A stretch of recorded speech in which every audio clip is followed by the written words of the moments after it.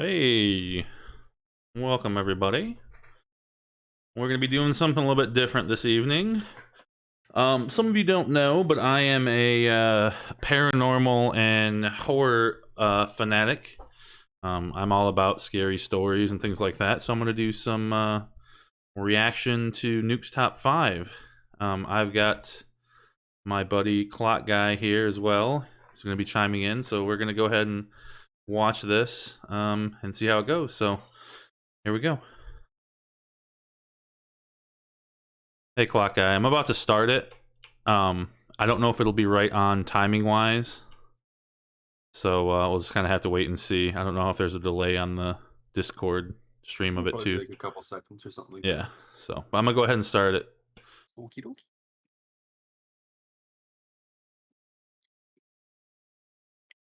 Here we go.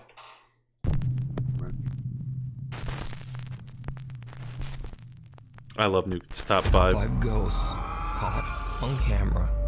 Really haunted. Lee from the YouTube channel Really Haunted lives in a house in England that seems to be a hotspot of paranormal activity. Lee has become somewhat of a regular featured channel on my top 5s as the activity in his home just seems to get more and more violent. Now, if you want to see what I'm talking about, I highly recommend that you check out Lee's channel where he shares all the I've definitely seen some of this stuff before. Over the last 2 I remember years. seeing his videos previously. So, in a shocking new video that Lee has uploaded, the paranormal entity that terrorizes his family is captured once again. Lee and his wife Stacy are fast asleep in bed, and then this happens.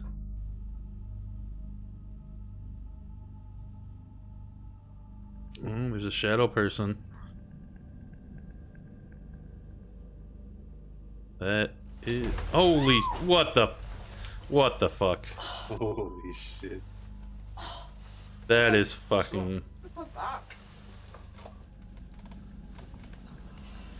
That's got to be fake as hell, right?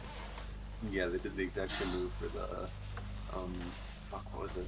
Lee's wife Stacy is fast those, asleep when a like, dark really famous, shadow-like like, figure camp slowly movies. seems to move Paranormal Activity, I over think. to her bedside. It's usually Then just like without fucking warning, large Stacy type is heads, pulled but violently can't see out a lot of bed, injuring her back. Lee says that the Holy event has shit. left them absolutely terrified.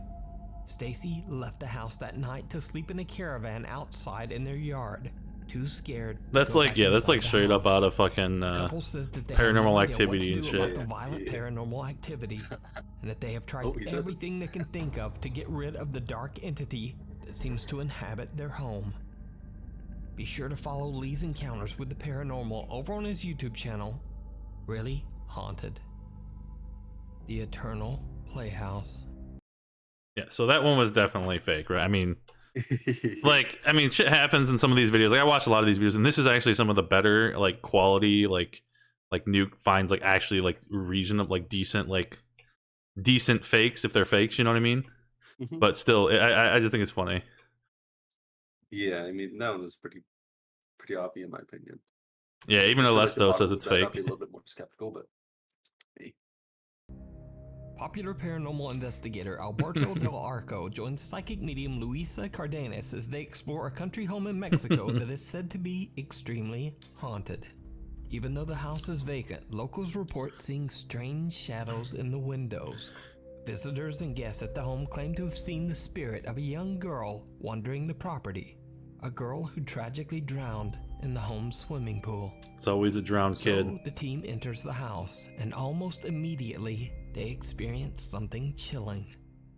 Okay, subimos. If you want to eat healthy and feel your God best, damn. you gotta try Kachava. Goddamn fucking. Kachava You don't is have the world's ad healthiest- block on your computer? What the fuck? I know. I need to get it. I know. ¿Qué fue eso, Luisa? No sé, creo que lo vimos todos, lo tienen todos en su... Estaba allá, güey, salió de Esa allá. sí fue la niña, está como jugando. Salió de aquí, güey. Aquí estaba, ay, güey. ¿Oíste? Sí. Yo entendí como ven aquí. I wouldn't know because I can't speak this language, so. Un niño, alguien pequeño, pero esa bici estaba aquí, salió de aquí, claramente, la vimos todos, cómo se movió. Se movió. A small child's Se bike movió. moves on its own, shocking the paranormal investigators. Then a creepy, quiet voice can be heard saying in Spanish, come here. Now already a little creeped out, Alberto and Luis What was that picture in the background? That was kind of creepy too. Did you see that like picture of the No, I mustache didn't. guy in the background? No, I didn't catch it. ¿Cómo se movió? Look above the bike when it stops. A small child's bike moves on its own. What the fuck is that shocking the picture? Paranormal Oh, investigators. yeah. Then a creepy, quiet voice can be heard saying in Spanish. I can't tell what the fuck that is. Now already a little creeped out, Alberto and Vagina Luisa shit continue mustache. their investigation and head outside to the pool where the young It was girl like a is mix said to between have drowned. Stalin and Saddam Hussein, I think. La siento aquí, Alberto. Yeah, you can never hear the You'll hear voices. Oh, I heard that. Estoy oyendo ruidos por allá. Oigo como risas. Ajá, detrás yo de también con una especie de nosotros. risa. Huele feo, ¿no? Sí. It smells Ay, ay, bad. ay, ay, ay, ay, ay, ay. Vi correr algo. Ay, ay, ay, ay, ay, ay, ay, ay. Vi correr algo. You see anything? ¿La tienes? ¿No la tendrás, Tony? I didn't see anything. ¿Crees que en tu cámara la tengas? I heard the giggling earlier though. Vi algo rápido, corrió como para allá. A ver, vamos para allá. Alberto and Luisa hear the sound of a child giggling. And then Alberto sees a white figure running in the darkness. Oh, I did near see a little the bit something pool. there.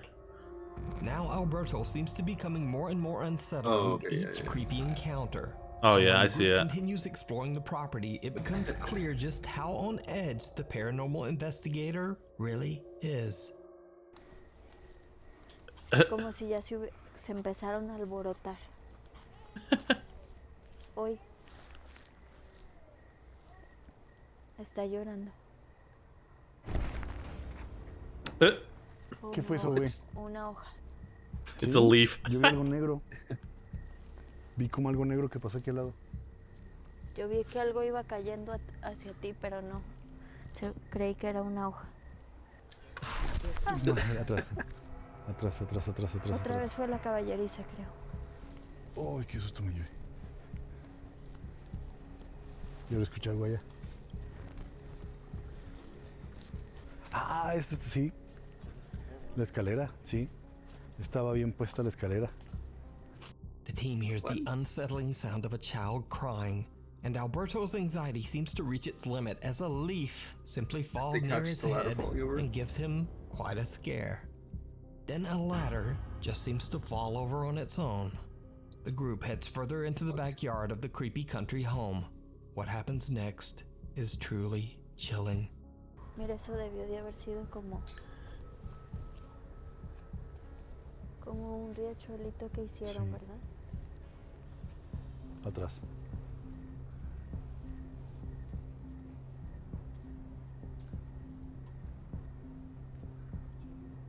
Por acá, Pareciera ¿verdad? como alguien dentro, ¿verdad? Sí. Se escucha algo allá adentro. ¿Está? Ay, güey. A ver, ¿Viste? What the fuck? Sí, vi algo. Pareciera que vi alguien algo. se asomó, Vi algo. ¿verdad? What? Did you see that? No, I didn't see it. Okay, look in the. They're gonna replay it here in a second, but look in Yeah, the the kids, little the little box, kids' yeah. playhouse. But why does he have a fucking Michael Jackson jacket on? Okay, that's what I want to know. What the fuck?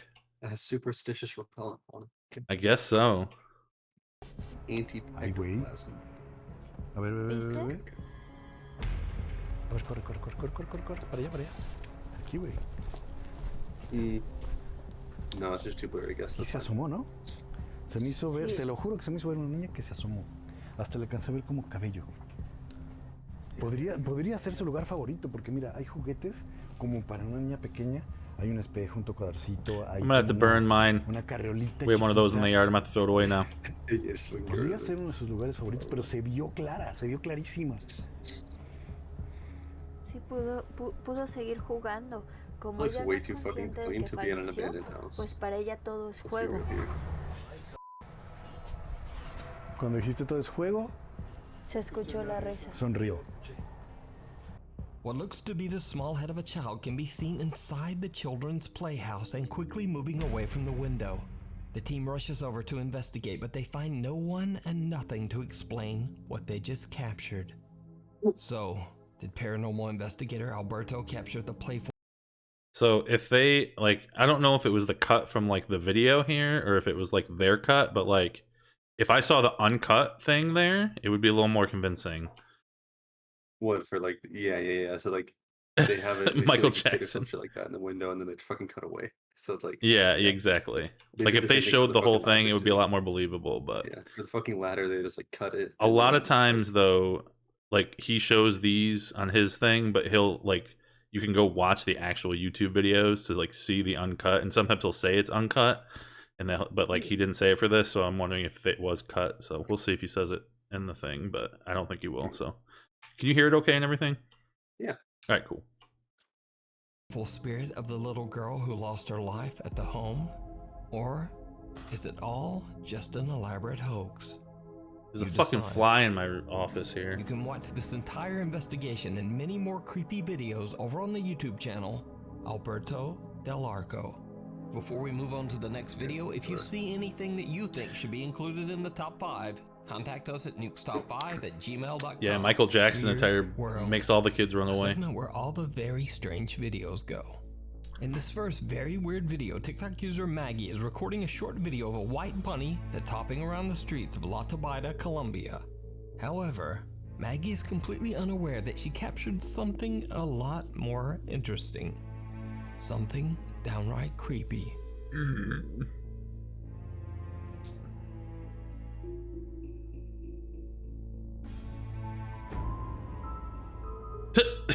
What the fuck?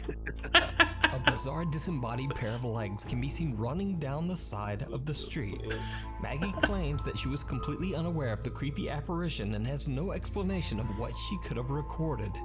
So is it CGI, a camera glitch, or haunted Camera pants? You decide. This next video is part of what might be the weirdest. Would that be like if somebody was wearing like a green suit on the I think upper half? so. They would just yeah, that's what I, yeah. Rewind it. I think you'd probably be able to see some sort of like masking out, to be honest. Because I'm trying to think like where the shadows are coming from in this, right? I don't know. Let's see what the shadow looks like, I guess. I don't really see a shadow at all. A bizarre disembodied Oh, now I pair see of it. legs can be seen running down the side. It's kind of the like street. straight down. Maggie claims Yeah, that it she was is. completely unaware of the creepy apparition and has no explanation of what she could have recorded. But it doesn't look like there's any like So squigglies is it around them. CGI, a camera glitch, I don't know. or haunted pretty well done. pants. You decide. Yeah, it's just CGI. This next video is part of what might be the weirdest ongoing video series That's funny. currently on YouTube. A man named Erwin Saunders claims that for the last 25 years he's been searching for rare, mystical beings like fairies and pixies in the forests of the United Kingdom. Even weirder, Okay. he That's says cool. he's found them. In a video uploaded on September 30th, 2017, Erwin Saunders finally catches Yeah, on you can see the camera belt phase in what a he little bit. Yeah, describes as a quote, pretty good CGI though. Jane is looking for Oh my god. in all the wrong Sorry, everybody. So this is a good spot. We're further down. It's a little bit damper. Unfortunately, I'm getting a bit of a wet bottom. Wet but bottom. It's worth it because. Oh, this you've is a seen good, this? Comfortable. Apart from that, comfortable place to sit, and you can be a seen goblin. around. So I can. I think see I've seen this one too, actually. get a good view, but they can.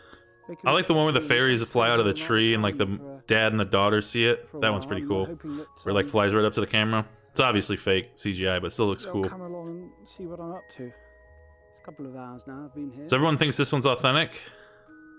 That's quite usual. I mean, We'll see. I'm not, you know, See what I think not here. discouraged by the fact this is taking a long time. I'm just I wouldn't be slightly surprised. I feel a mean, bit more under pressure than usual because there's a lot of species we haven't discovered yet, so who knows? But it always takes a while. I just saw one just down there. It's very tempting to follow him, but that wouldn't do any good because he's a scout and he wouldn't lead me back to camp if I chased him. He'd just disappear down a crack and I wouldn't see him for the rest of the day. And he'd alert everybody else. Oh yeah, to they stay think he's the down. real life He Gargamel. was just down. Smurfs ain't gonna show their Just selves. a moment, just to focus in. He went down there.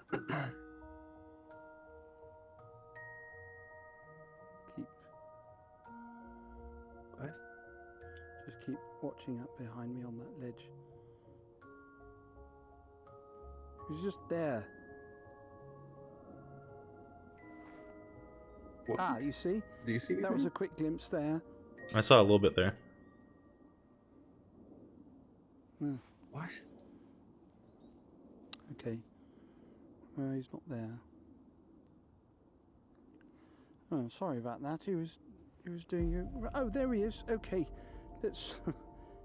There. Yeah, that's so fake. Ah, well, at least we've got a shot of one. No. After a lot of patience and waiting, Erwin finally captures what he claims That's a is CGI fairy for sure. creature up on a ledge in the middle of the woods. Now, to add to the mystery of this strange channel, Erwin Saunders completely disappeared from his channel back in 2019. Then, after a 2-year absence, Saunders just suddenly started posting on his channel again earlier this year. Now, some people believe Erwin's videos are real, and some believe they are fake. And then there are some who just don't care either way, because they say that they thoroughly enjoy Erwin's whimsical fairy hunts. His YouTube comment section is full of loyal viewers that appreciate the magical This is a different journey one? that Okay. Erwin takes them on in his oddly soothing and I think I've seen that relaxing same like videos. CGI like little Certainly thing not before saying though. that fairies and pixies are real, but check out even more of his strange videos and decide for yourself over on the YouTube channel, Erwin Saunders. Yeah, that's definitely CGI. But it still looks cool, all right? Yeah. You could do better CGI, Clock Eye? Nah. Oh, man. This next weird video is another very mysterious one. I have no idea what the source is or where the video was recorded, but I've been told that it was filmed during a curfew because of the current world health crisis. पूरा खाली पड़ा है, दुकानें बंद है, व्यापार ठप है, सड़क थम सी गई है, But- पूरा मार्केट बंद. Was that a Vespa that just went by? Yeah, it was a vessel Did you without see anybody it? on it. Whoever Yeah. is recording is completely unaware of a lone scooter driving by. A scooter completely without a driver. It appears to be cruising along entirely on its own. So just where is the driver? Let me know your thoughts down in the comments. He wouldn't The notice that lone shit. Like, spirit come of on. the school. Right? Popular The guy was Chinese ghost going hunter Xiaolong is blasted. back with another adventure to an abandoned elementary school in Liaoyang City, China. The old school has a very tragic past, and locals avoid the school at all costs. It is said that long ago, a young female student at the very strict school accidentally dropped her teacher's water cup. For this simple mistake, the cruel teacher severely and cruelly punished the girl, leaving her physically injured and humiliated. The young girl fell into a deep depression, and using There's no pesticides wheels she found on the in her Vespa? home, she took her own life. I did not notice that. After the horrible incident, other children at the school began to claim to see the apparition of a young girl aimlessly wandering the school hallways. As word of this frightening supernatural activity started to spread amongst the superstitious local parents, they began to take their children out of the school immediately. In the end, the elementary school was left completely abandoned and avoided by locals who believed the property to be the home of the little girl's angry, vengeful spirit. Xiaolong is joined by his friends Xiao Xin and Lao Dai on another live broadcast as they head out to investigate the creepy claims surrounding the abandoned school. When exploring the property, the three friends quickly find themselves face to face with something. It's kind of terrifying.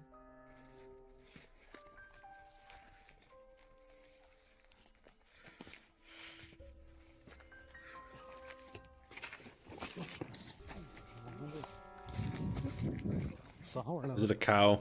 Is this the one with the cow? Wait, is it? There's one of these I saw. There was like a cow in the building or something. But I don't know if this is the one. Man, I wouldn't be shocked if it was like a fucking homeless person. Oh, corpse? They found a corpse? Wait, what? No way.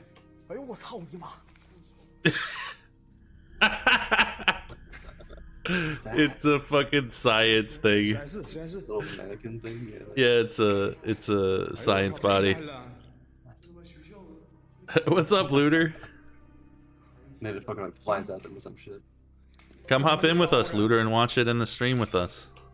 Yeah, man. If you want, we can drag you on.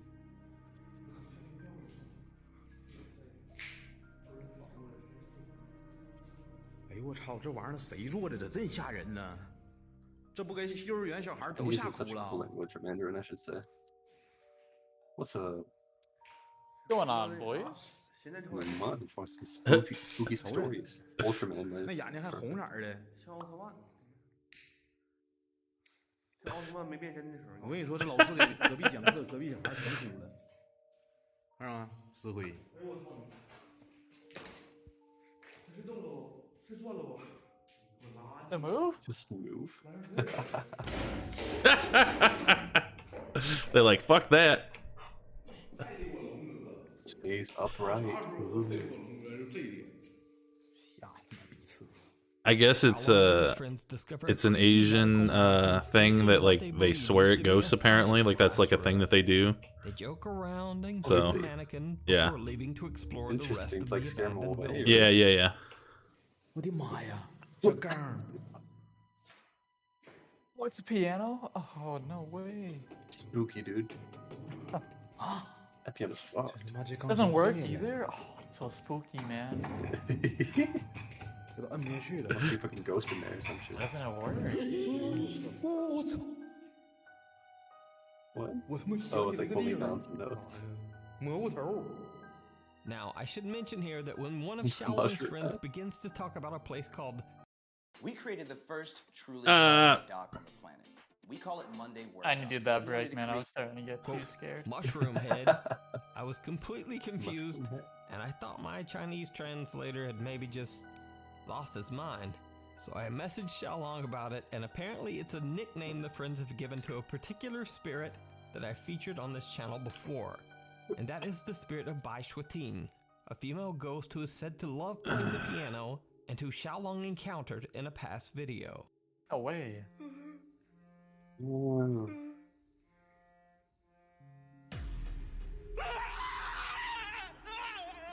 Xiaolong says that they call the spirit, quote, Mushroom Head, as a joke because of her mushroom-like hairstyle.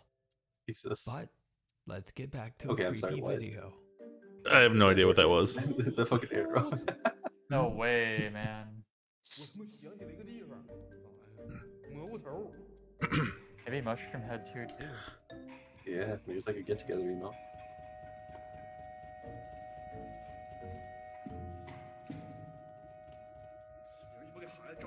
These are normally better, guys, I swear. Absolutely terrified right now. 招啥仙儿主要是，啊对，招蘑菇头呗。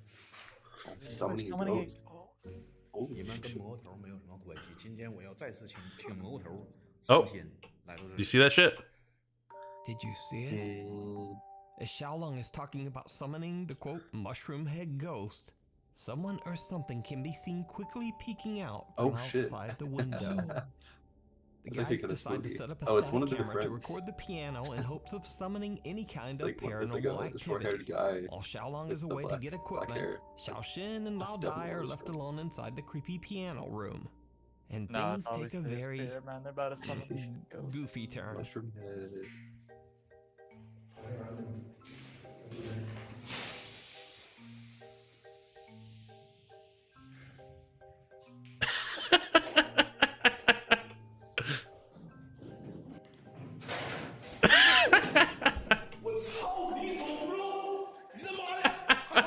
That was the ghost, man. Now, all jokes aside, Xiaolong returns and the three friends eventually leave the building to take a break in the car and talk to the live stream audience.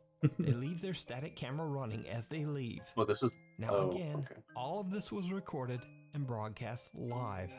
And what their live static camera catches is truly terrifying. Why does the thing have like a face and hair now? Yeah, that's what I'm wondering. That's fucking weird. Oh shit. That's why. Oh. I don't like that. Just the head turned? Oh. No way.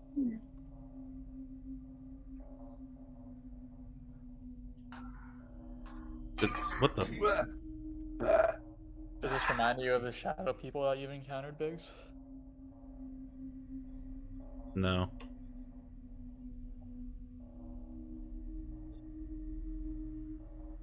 It's a face. Fucking aliens, man. Like Gollum. It's spooky.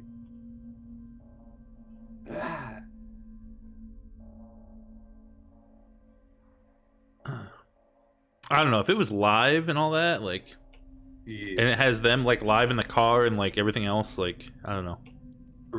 But it's definitely fake, but mannequin moves still. on its own. But I mean, that And head, a like, light how bulb they do suddenly that? falls from the ceiling. And like, yeah. But most terrifying of all, I mean, I guess they could climb the up into the face of a ceiling. child can be seen looking through the school window. How do you explain that, Looter? Meanwhile, outside in the car, Xiaolong and his Yeah. friends are sent screenshots Exactly. of the creepy Yeah. activity that is captured on their live broadcast. They decide to gather their equipment and just get out of there.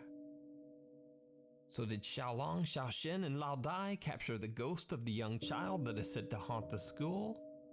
As always, I leave it to you to decide. You can watch many creepy highlights of Xiaolong's live investigations over on his own YouTube channel, Outdoor Xiaolong. The Cobb Mansion. Ghost hunters and friends Ryan, River, Nick, and Wyatt from the YouTube channel Twin Paranormal travel to the allegedly haunted Cobb Mansion in Virginia City, Nevada. Cobb Mansion was built in 1876 after a devastating fire consumed most of the town of Virginia City. Over the next 145 years, the Grand Mansion was the home of several different families. Was that just a sweet ass bong? I gotta go back. I couldn't tell. I thought that was a sweet ass bong. The haunted Cobb Mansion in Virginia City, Nevada. Cobb Mansion was built in 1876 after a devastating fire consumed most of the town of Virginia City. Over the next 145 years, the Grand Mansion.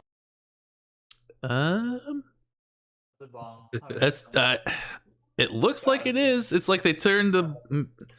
It's like, oh, we got a bong, we want to turn it into a candlestick. So I don't know. Fucking weird. Was the home of several different families. Then in 2004, the historic Cobb Mansion was renovated into an old-fashioned bed and breakfast. It's a pretty sweet candlestick, though. I'd use it as a bong. Visitors, many guests If it wasn't a bong, I'd make it a bong. Paranormal activity. Some visitors claim to have heard strange noises and the sound of music playing. Even creepier, there have been reports of ghostly apparitions being spotted in almost every single room of the mansion. Twin Paranormal was invited to Cobb Mansion by its current owner, Connie Carlson, to do an overnight investigation into the unexplained reports of alleged haunting. The team is on the second floor of the mansion when they begin to ask questions to whatever spiritual presence might be there, and things take a turn toward the bizarre. If there's anybody here, we'd like to know your story.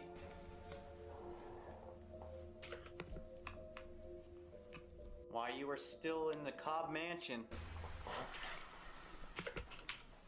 Whoa. Is it there? That was loud, yeah? Is that in the bathroom or out there? Sounded like it was real close, like right here. What was it? You didn't hear, it was like, it sounded like as if you were to step on the wood. Yeah, like creaking. I might have. To be honest. Was it, you know those like kind of creak steps-ish? Oh, okay. Not full like creaking. Yeah, I've seen that one where they have like they put baby powder and they have prints on them. Floor. That could have been exactly where it was, dude. Holy, oh my gosh, did you? Holy, you heard that too? Did you not? Where was that? That sounded like someone just did a backflip. I didn't hear any of that. You did not? That was so loud. I vaguely did, I wasn't sure. Dude, that like actually scared me. That was so loud. That's crazy. In what direction did you hear that? Upstairs? You guys want to go upstairs? I don't know. It was definitely. This place is so big, it's gonna be hard to tell. But that, right when you started talking and reacting to the first one, it literally sounded like a 300-pound man just jumped as high as he could. Why they gotta bring weight into it? Four guys hear the nearby sound God damn it. of creaking. And then If I'm a ghost, I'm gonna be a fat ghost because I'm a fat person. First floor slamming shut. They have no idea where the sound is coming from, but their static camera captures it all. The team heads down to investigate the first floor. They decide to turn on a very old music box, and they immediately seem to get some very direct responses on their Spirit Box app. Why don't you turn on the music box? Oh, that's gonna freak me out. It says do it. Do it. No. It legit just, oh my god. Do it. Are you kidding me? It just said Do two it. words, do it. See the handle on the left? Pull it up a little bit. Handle on the left, inside. Yeah, pull it up and then put it back down. Us. It just said us. What is a spirit box app? Supposedly it like picks up like spirit talking from like it's dumb. I mean, if you like watching these videos, Diggs, you should get Phasmophobia. I don't have anybody to play with I mean, I play it. because I don't have friends. I play it. Now, it's much later into the investigation. I'll play it if you guys want to play it. Again, here's I the have it. music Yeah, I mean, box. I have it and I have it installed. This right now. time, they are nowhere near it. We can get one more, that'd be dope, but I'm cool with 3 too. I'd have to buy it and install it.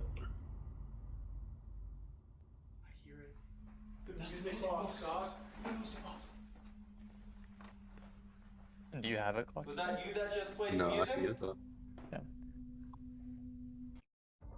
Well, if you guys are enjoying these videos and you want to play a game that's basically ghost hunting and it's pretty fun, I would Yeah. definitely recommend. Yeah, I can play that shit in VR, bro. Yeah. Yeah. $14? Fuck. That was the music box? $14, that's too rich for my blood. The paranormal investigators are all on the second floor when they can hear the music box playing I'm completely $5. on I'm a its own $5 on the free first boy. floor. Now, since the music box isn't electric, it has to be manually cranked. So they have no explanation as to how it could be playing without someone Yeah, it starting picks up more Next, Twin more Paranormal heads frequencies. into the third and top floor of the Cobb Mansion. And what happens next is downright creepy.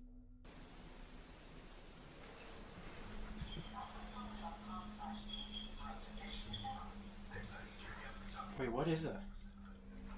That's the TV. It's like the ghosts are doing a news report. What is happening?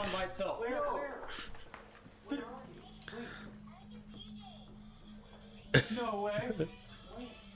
Wow. No That's way. never happened to us. Oh my god. The remote? Wait, where were you guys? Wait, has that happened before? Oh. We went to the right there. Yeah, because we heard knocking again on the door.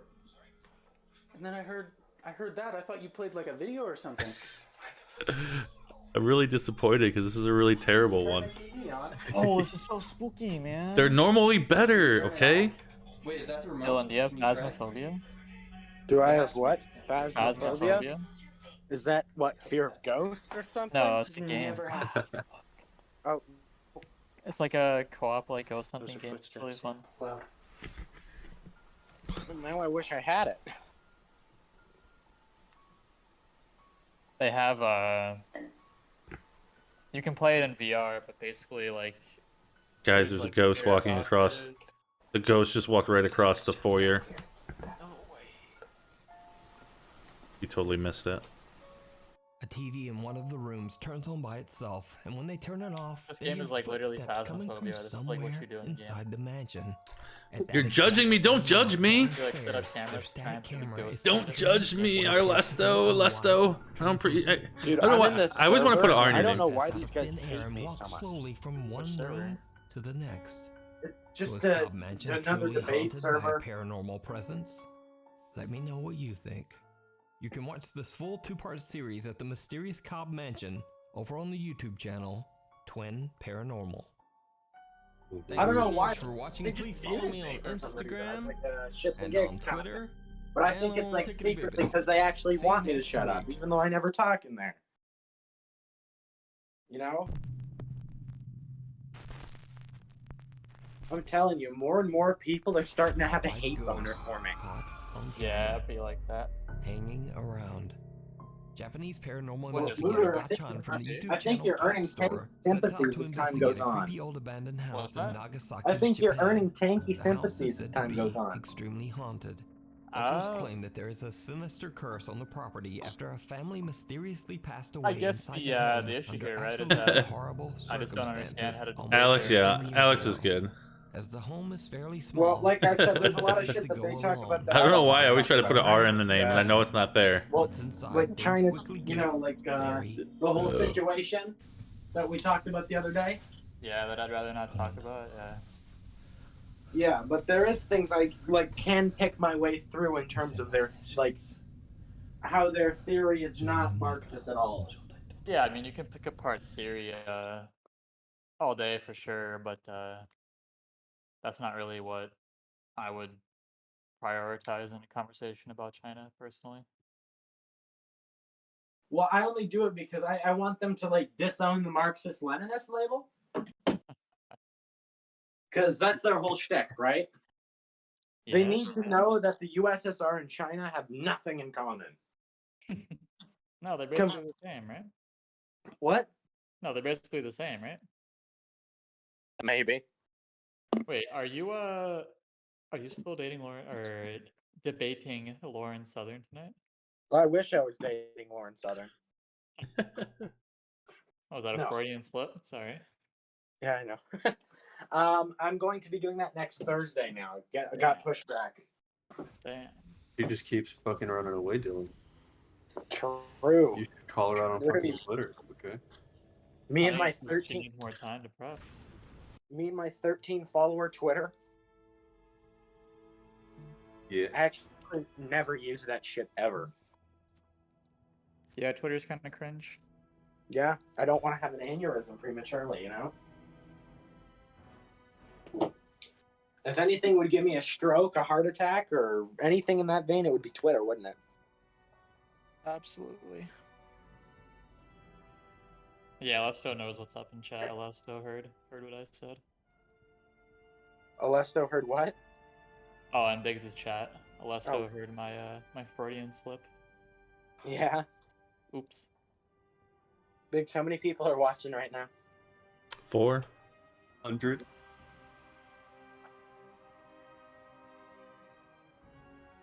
Enough to know that Biggs' stream is fucking based and it's blowing up. I can only hope, right? Okay. Biggs, you're always popping off on the Twitch. Don't worry. I'm trying to. Do you guys know what the topics are for the panel that Zach's going on? No. Look, I'm waiting for Peabody and Trumpet. Also, China is Russia light. That's gonna be painful. Peabody versus Trumpet. Yeah. I'll debate you sometime. That's why Fucking I'm- fly, get out of That's why here. I'm excited for it. It's fun. I don't know about you guys, but personally, I think Peabody's got this one in the bag. Yeah, I think he does too. When is it? It's supposed to be like right now. What? Right now? Yeah. You should get him to do it on stream, Biggs. Yeah. He's not on his server.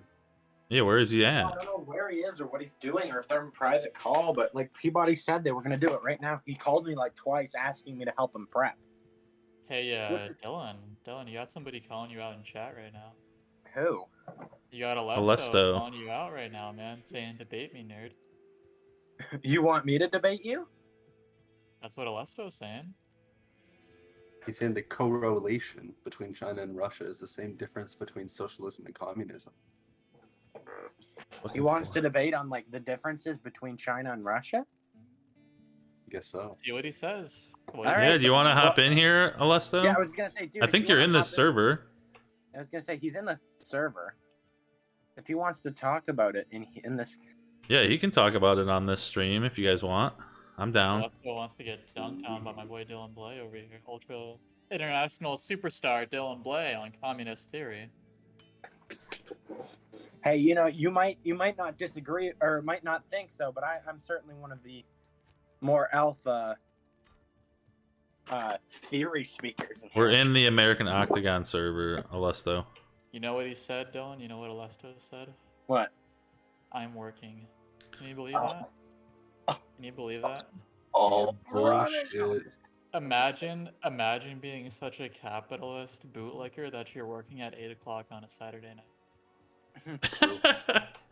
You know what they He say, does. right? He's I think he's a nurse. So cut him some slack. He's saving lives. Okay. Is he getting paid? Are you I'm sure selling he's getting bleach? paid. Yeah. Hey, Big, do you want to drag me back in the live in just a second? Yeah. He called you a child, Dylan. Dylan. Oh no. He says debate me, and then he says I'm working, and then he doubles down and says he's a fucking child. Come on. What can it be, Alesto? Yeah, you can't fucking like Can it throw be? this bullshit without debating people. You're coming in hot with all the smoke, man, but like there's no fire to it at all, man, if you're just gonna work. That's funny. So, what's on your mind, gentlemen? Anything exciting happened today? I did some farming today. I just planting some oats for a little bit. That's the good. You were. Would you say you were sowing your oats?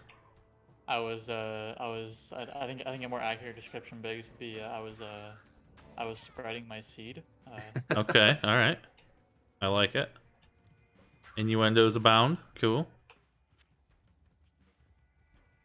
And I was spreading my seed, and based on the way that I did it, it looks like the harvest is going to be plentiful here in a couple months. So is this like a second a harvest? Like a second part of this, like second half of the season or something? Or? Yeah. I was baling hay recently too. Being a little square bale boy, loading up the wagon. Beware. Take care. Because I think, at least my ex is like her family, they have hundreds of acres worth of farmland that they work. Hundreds of acres? That's awesome. Yeah, I think it's like 400, 500 acres of land Cool. that they farm. Yeah, it's a lot. What's up? What's up? Whew. You know, if anyone in the live wants to come in and debate, though, like, Hell yeah. No one's busy working though. Yeah, so Yeah, I have Dylan a- Blay I thinks have a he's definitely comment based from somebody socialist. that I want to read for you from chat. Okay. It says, it's a two-tiered comment, so just bear with me here for a second. Mhm. He says, he thinks socialism is based. Sonny, let me explain why socialism is bad. Just look at Germany, Russia, China, and other countries. Socialism either leads to fascism or full-scale authoritarian communism. I have a job, so I can't debate. oh, he has a job, so he can't debate? Yeah. Well, right He's time now to he's fucking- at work, so He has time to shitpost to Twitch chat though. Yeah. Yeah, okay. he's bud. saving lives, guys. Leave him alone. Nah, like his patients are like fucking dying right now, and he's like, no, I have to Alright. fucking finish owning this damn socialist. Oh, Well, I you're was so gonna say, I'm terrible. like- I was gonna say, I'm like, how many lives can one person really save if they think? Well, we know that how many lives Germ- somebody can take, like Mao, right? I mean, I don't know. This guy's killing me with his shit takes in chat right now, I gotta say. I was gonna say, I'm like, I don't know how many lives you can take if you keep dropping takes like that. Whew. You guys gotta be nice to my viewers. Jeez. Your viewers gonna bring the smoke. I'm gonna clap back. All right, that's all. That's fine. Look, to quote Blade, I'm not gonna talk if you're not gonna talk to me nice. Just saying, fellas. Prime K's has gone live. For some reason, Awesome. K's, I am putting Prime K's on public blast right now. Prime K's. You don't do Saturday night battle royale panels anymore. What's going on with that, man? He does You the upset small about council now. You upset about righties winning your royale, man? What's going on?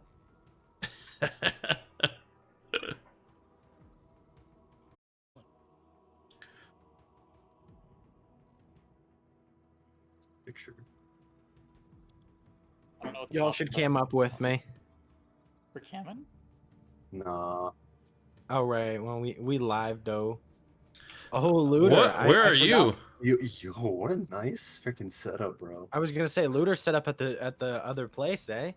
Yeah, I'm at my ex-girlfriend's place right now, chilling at the crib. Nice. That the angle, dude, with the sunset. Whew. Yeah. Looter living Hey, in hang luxury. on. Hang on, I gotta get my shameless plug in too. Oh yeah. So if you guys, I'm sponsored by G Fuel, by the way. So. Oh not yeah. even G Fuel, that's Mountain Dew Game Fuel. They're gonna be calling you. I can explain. Get that Hello, script base straight. department? Yeah. Actually, This wait, we laptop, can't go though. on straight. We can't go live on any of the Dylan Really? propaganda. That's right. I'm trying to feminize all. The power rings. Mhm. Is that a razor blade, Looter? Where? Your laptop. No, it is a MSI. Okay.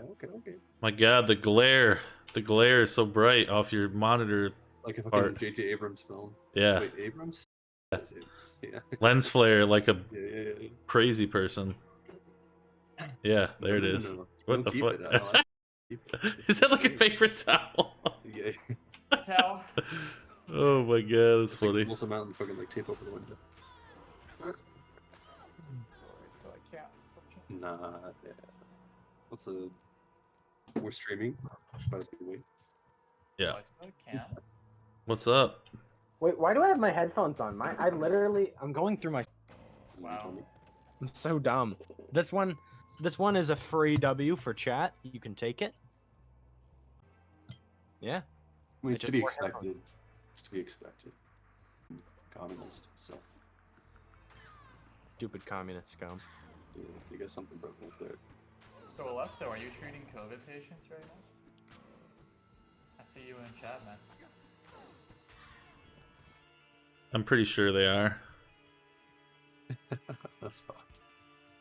I'm not even saying that as a dig. I'm actually curious. Oh, well, your patients may have COVID. Mine have dementia.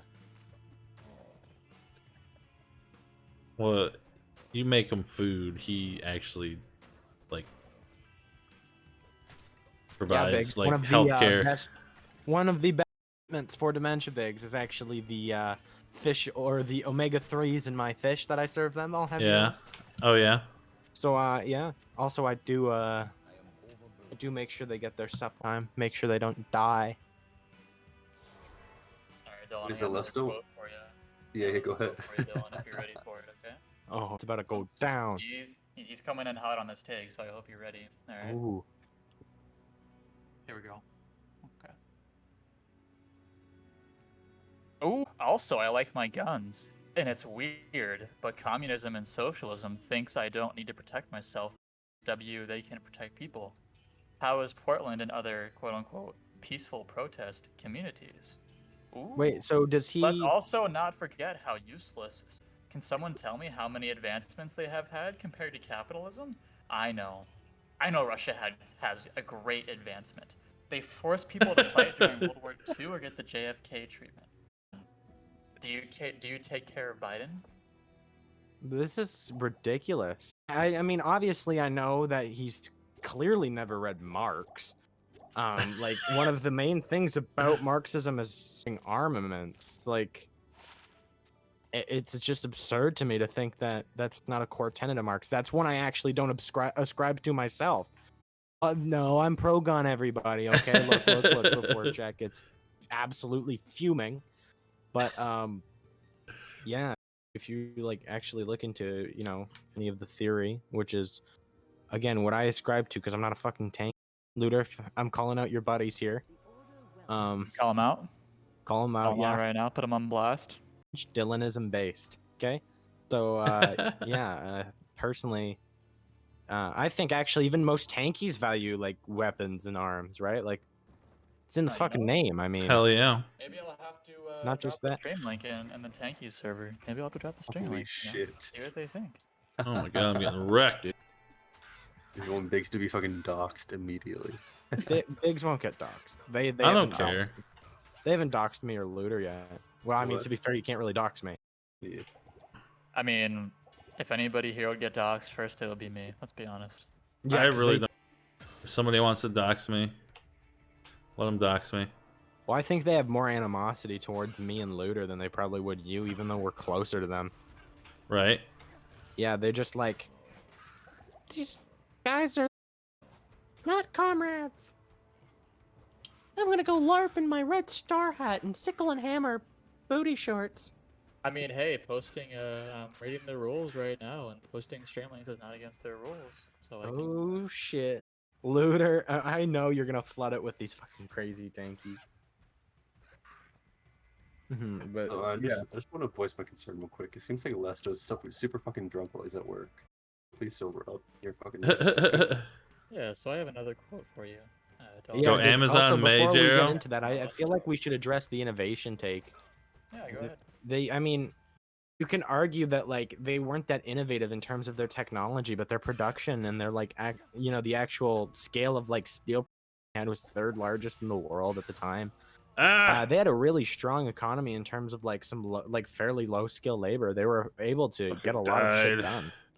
Like to diss the USSR's economy is probably the thing to take an issue with them.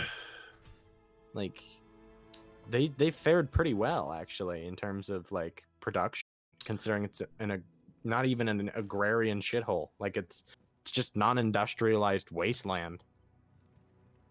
Also, they have the lowest populations per actually they have the world's population per like kilometer or mile. Hey, if those communist girls with the booty shorts are single and need a green card, Alesto's down. He says he's got a big hands and a small keyboard. So the spicy take here, Dylan, and I'm curious to hear what your opinion on this. Looks like we might have some tankies coming into the chat right now. Oh baby! On the matter, but yeah, one in chat right now, and if anybody, if any tankies, especially you, comrade Lao Y, if you maybe shed some light on this topic. So we have Alesto in chat out here saying, let's talk about Marx, the same person that only did his ideology as a grift, care for what he actually wrote about. Weird. That sounds so similar to all socialists. What are your thoughts on that? Wow. That is Alesto.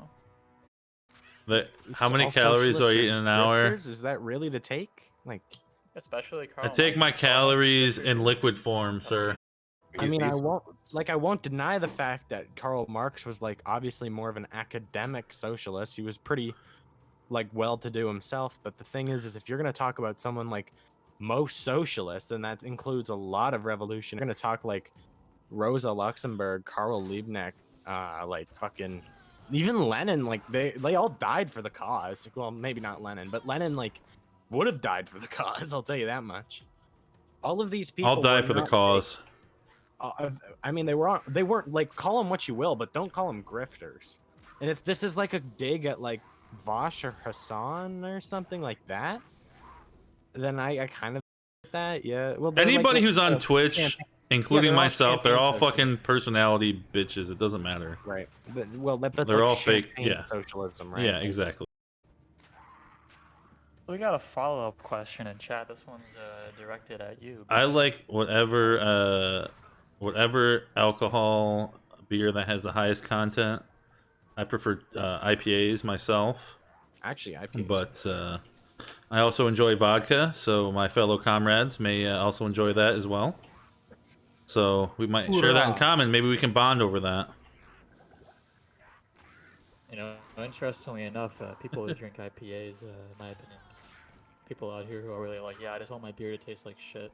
Okay. I think IPAs taste. I think there's some good IPAs out there that you're sleeping on, but that's mostly like a hipster, like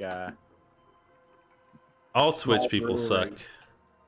Not just Twitch commies. True. I don't even think there are that many Twitch commies, are there?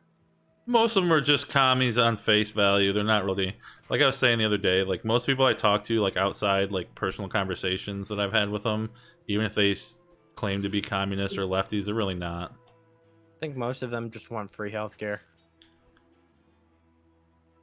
Yeah, they just want free anything, I mean, and I don't blame them. If the government's going to do it, you might as well take advantage, right?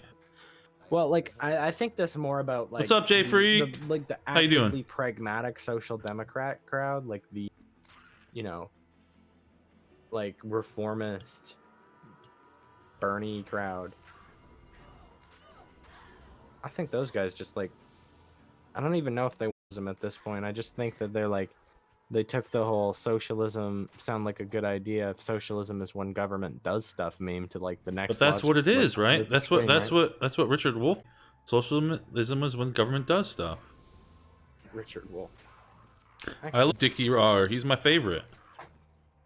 He's actually one of the OGs, though. I'll give him some Oh. credit, right? I like Richard. Well, I Wolff. gotta put Comrade Blast right now. He's saying that. All right, does this mean somebody else is in the game with me? Is that why that thing just came up on my screen? Is somebody trying to PvP me? I think that's what that means.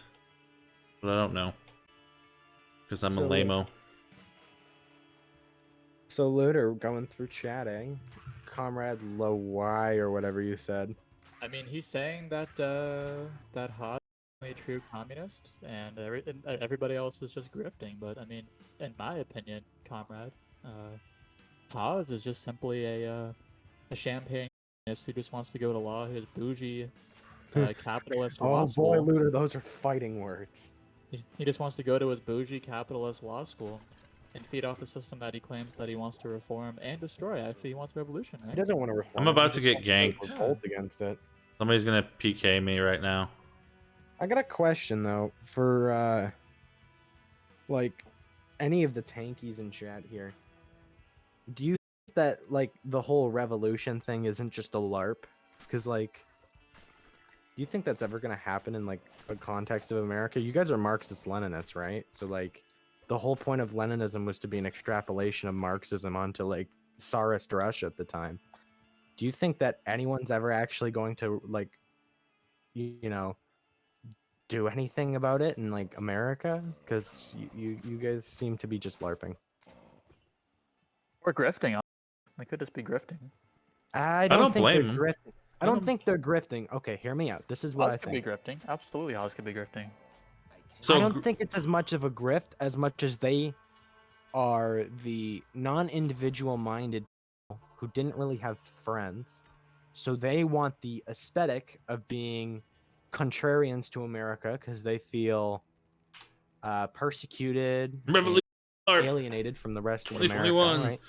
So I think necessarily most tankies are kind of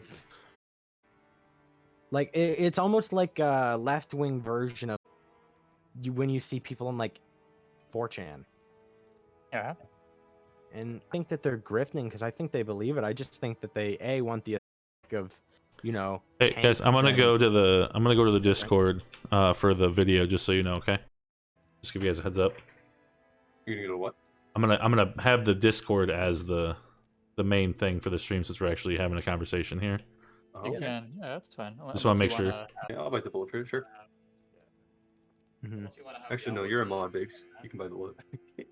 What? I don't know. Maybe it's a bad idea, but who What? knows?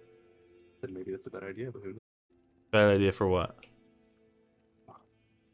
A server on the stream and have an influx of stuff. All right, fine. I won't then. That's fine. Well, no. I was just gonna say. I mean, I can still just play it, and we can keep talking. But I thought that way we could have more, you know, just not me just play. Wait, But I that's don't fine. understand. Wait. What do you mean? Oh, you mean just like show the Discord stream? Yeah. Oh, you're good, man. Sorry. Yeah, I was that's- I thought you meant like posting like the Discord in your Twitch. No. Okay. No, I was just gonna stream the Discord, so that way Mhm. I'm still gonna play Diablo, but I just wanted to. Okay. Yeah, share our wonderful faces with the world, Biggs. Need that Twitch money. There he is. Clock guy, you're being a buzzkill. What? Just for me saying that? What? Who said that? We're all cammed up and you're not. Oh yeah. Well, see, that's because I'm on my desktop. We got a comment from Lesto for you, Dylan. Yeah. Got this is in parentheses, by the way. Deep down, Dylan is young, and soon, when he gets an education and works, he will change like all socialists. No. Followed up by a Oh question God. from who says, Oh, "I great. like trains. Do you like?" Looter, you're dropping in volume. How does that sound? Does that sound better? Much better. Thank you, Looter. There we go. So yeah, deep down, Dylan is young, and soon when he gets an education and works, Why he is will it change not? like all socialists. And that, my friend, I respond to with COPE. Cope. And there you have it, folks. I mean, I hear that argument all the time, right? Like, everyone always says that to me because I'm much younger than most people. So all I hear is, you're just too young. You'll never understand. Once you get on the workforce, you'll realize the, like, you know, actualities of the world. But it's like, if that's the case, then you must be well capable of proving wrong. Also implying that you don't work right now. But yeah, no, I mean, I think for me personally, at least, like what pushed me to the left, at least with regards to like socialist ideas, was definitely All like right. through working, especially working in like the construction Awesome. industry and working trades, realizing how there's a massive need for unions, and how the average laborer is basically can just get fucked over by GCs. I mean, it reaffirmed the things I thought. Like, I have conversations with my union rep all the time, and she's the one. Like, I went 6 weeks without receiving a paycheck. So yeah, and the person who made sure that got taken care of was my union rep. Shocking. Like, yeah, I mean, unions are based. I don't know how else to put it. the unions are the one that got us like the modern weekend, right? 40-hour work weeks. Yeah. 8-hour work days. Breaks. Overtime. Overtime. Actually, most of the things you look forward to in terms of working and your working conditions, like standards of, you know, in certain industries, like safety standards and things like that. They've been pushing for, like, you know, protective equipment and all that in the pandemic. Yep. Those are from your unions, which are like absolutely a left-leaning kind of thing, right? Yep. You're playing Binding of Isaac. Yeah, buddy.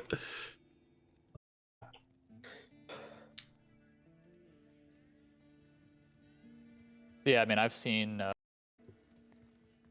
examples, at least, you know, because I work in the trade as basically an electrician. I'll just make it easy and say an electrician. But yeah, I've worked with guys who basically did framing or roofing, etc. for electricians, and their general contractor GC not provide them the proper protective equipment that they needed to work in like buildings, like harnesses, etc. And their GC like refused to give them the proper protection they needed, and then basically said like, yeah, you can either do the job or you can go. And since they live in a state where you can fire your employees with no reason, it was perfectly okay for them to say, well, I'm not going to give you PPE, and if you don't work, then you're fired. You can go home, buddy. And, Like, that's yeah. rough. Yeah, that's why you need laws Mm-hmm. where you can fire people for no reason. So, should I get vaccine, you think? I got vaccinated yesterday. I know. Actually, I had both of my vaccinations, and there haven't been any harmful like ramifications for me. I didn't even feel like sick. I had a headache shot that was a second shot, which is supposed to be worse, from what I've heard. Nothing. Didn't even tire me out. Of course, Biggs, I'd consult with your doctor before you do that, right? Yeah, I'm still concerned. We talked to him last time about it, but my thing was more about the not being approved and not the liability stuff, you know, in case something were to go wrong. But I don't know. Maybe If all we'll that see. stuff's getting managed, then you should absolutely. Yeah, I don't know. I'm just kind of like, eh. Yeah, I mean, I got the Moderna vaccine yesterday. Comrade out here is shouting out Moderna, but it's looking like the Pfizer vaccine is going to get full FDA approval on Monday. Yeah, so that's what I was thinking. But yeah, I'll so definitely look into that. the Pfizer's an mRNA, and then the Johnson and Johnson's like a regular one, and then the Moderna mRNA. Yes, To be completely fair, Biggs, the Pfizer is pretty old. compared It's to Moderna ineffective? for the Delta variant. Yeah. It's less effective? Yeah, less effective than versus Yeah, plus I've Moderna. heard a lot of good things just all around about the Moderna one. People haven't had a hard Okay. time getting. Looter, how was your experience with the first dose of it? I went home and took a nap after, and then basically I feel like slightly under the weather, and then I'm like my arm is sore around the injection site, but that's about it. Just like minor, like really minor side effects. Yeah, me, I got the Pfizer, so both times. So Yeah. it was pretty good for me, honestly. I've been like relatively, fine since then. Haven't noticed So- any side effects, so, and I've had it for over a month now. Yeah. So like, if there's any to like that, if you were looking for like a word of mouth kind of thing. Yeah, I was just thinking want what other people anecdotal thought. experience? Yeah, I was just seeing what everybody else thought. I don't know. I'm not really super concerned about it in general, but like I figure if it can help me just have less issues later, like it might be just for that would be worth it, Actually, I had some family that did wind up getting COVID, and I think one of the important things to think about is the actual long-term side effects of the virus itself, right? Yeah. So, concern for them was they've had a hard time, like, since then. It's been about 5 and 6 months since they've had it, and they've had like a variety of lung problems. One of them Yeah. had to go to the hospital initially when it was like actually pretty bad, and they're not that old. They're maybe, I think they're in their early 60s. So like it's not like and they were very healthy people too, like in terms of and things like that. So it's just kind of, one of those things, right? Like if you're gonna Yeah. think about the long term, Probably. definitely better to get it sooner than later. That way, I think one of the main concerns is for when the symptoms while you have the vaccine are like less severe, and I don't know much about it. I'd wager that if the symptoms are going to be less severe when you have the vaccine, even if you get the virus, that the long-term side effects probably won't be as terrible too. Right. Yeah.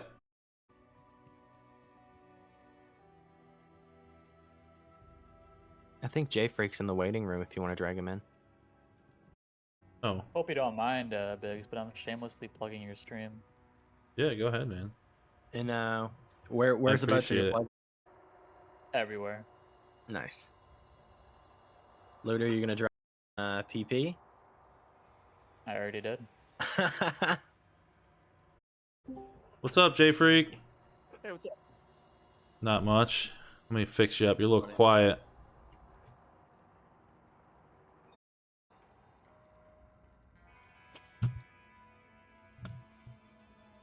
Sound check, J Freak? Yeah, what's up? That's a little better. Yep. You gonna follow the general trend of camming up with? Camming up? I don't have a camera. Oh damn. Sad day. I'm playing Diablo 2 though. I can join you. Oh yeah?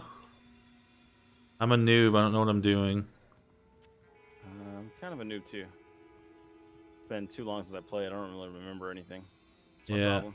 I'm just trying to mess around with all the different classes. I was thinking about restarting and playing in was it Amazon or whatever. You want Weren't to just playing Amazon? What?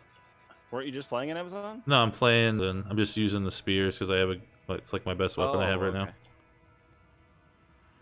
I saw the spear and I see. Yeah, no, I'm playing Paladin, but it's just because I just have a spear currently.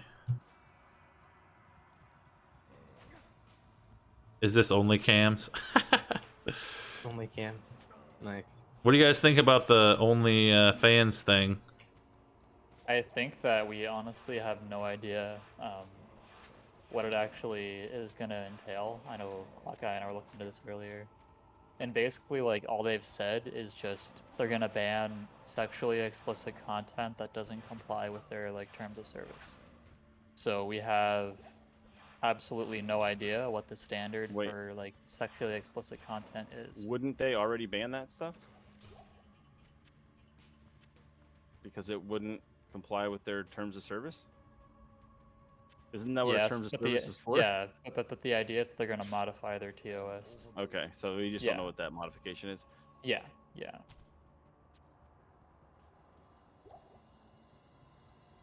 And their reasoning for doing that, they said that they did it in response to a request from like the banking services that they were tied. Yeah, that's kind of what I heard. The reasoning was is that people were paying money to OnlyFans people, and then the banking accounts were getting. I don't know. Yeah. I got a question. How many people have actually paid for an OnlyFans? I have never have. I never have. Me neither. Dylan? Clock guy? Dylan? Dylan? I haven't. No. No, you haven't. So I guess I was gonna say, I'm like, if I'm correct, aren't I the only person who's ever paid for one? And I only paid for 1 month of it. So what I don't understand is, in this don't day and understand. age, everything's free. So why would you need to pay for that shit? Like, I mean, I guess if you want to have like a more like direct like relationship, sorta, like, I guess.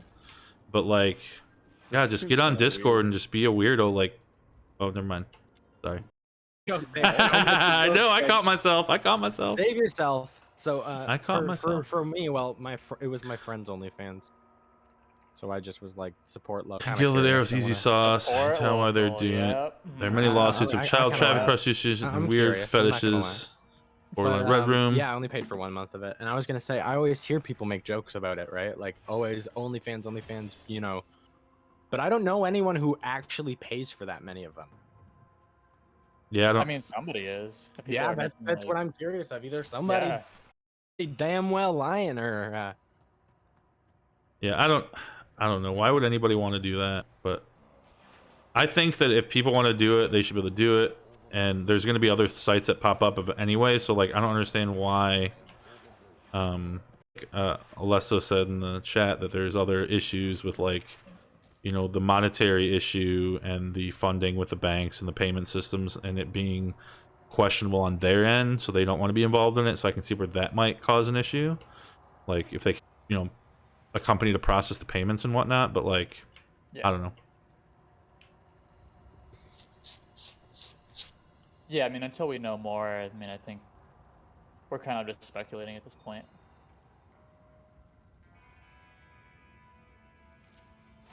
But yeah, I'm gonna grab a drink, and I'll be right back. All right. Oh, am I on stream? Yeah, I drink on stream all the time. All right, cool. Just making sure. There he goes. No, it's vodka. Oh, Jimmy Neutron from from Wish is in the waiting room. Awesome. Hey, Jimmy Neutron, what's up? Hey. Did you have your little discussion? No, Trumpet is not online at all. He's not replying to any of my. What discussion were you gonna have? I'm really upset now. You were gonna debate what? What do you want to debate? Oh no, we were gonna debate tariffs on China if they're a good thing or a bad thing. And?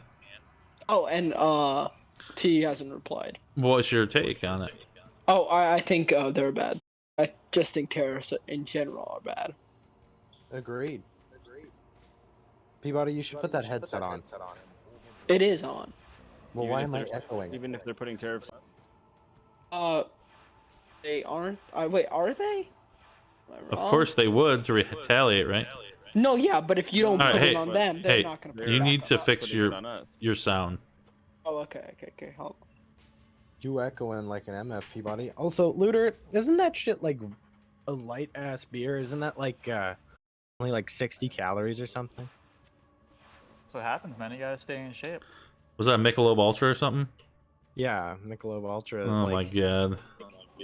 Is it better now? Might as well just drink water. Nope. No, it's worse.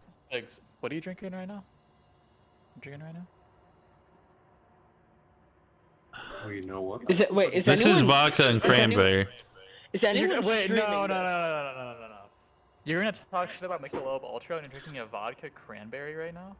Yeah, but I was drinking this. Yeah, what kind of beer were you drinking, Big? That's the question I'm curious. Wait, is anyone streaming this? Okay, I'm not gonna lie, I've never heard of that. Yes, we are. Who? Is that a double IPA, Biggs? Wow, man, you're so Yes. cultured. I You're know. so cultured. I'm streaming right now. Peabody. Hipster Mark? Oh. Peabody, you really got to do something about that echo, man.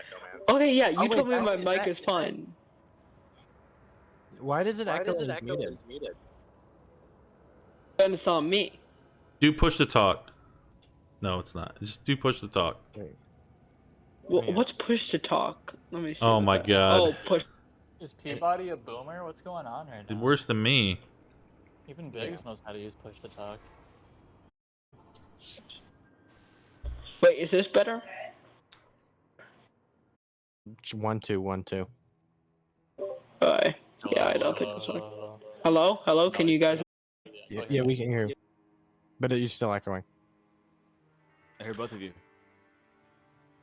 Check, check, 1 2. Hello, hello. We're gonna have some more rap gods tonight. Ooh. I mean, Oh yeah, it's really not working. I could trap the fuck out right now. I could stream it. Clock Eyes was the best, though, I will say. Oh, Clock Eye I was able to prep it. pretty good too. Clock Yours Eye was good, but Clock Eyes was the best. Well, I was Yeah, able to Clock prep Eye it. was good. Hey! Hey, Jimmy I'm Neutron. Oh, hell yeah. Oh, Trying to my. get this into it, but not working.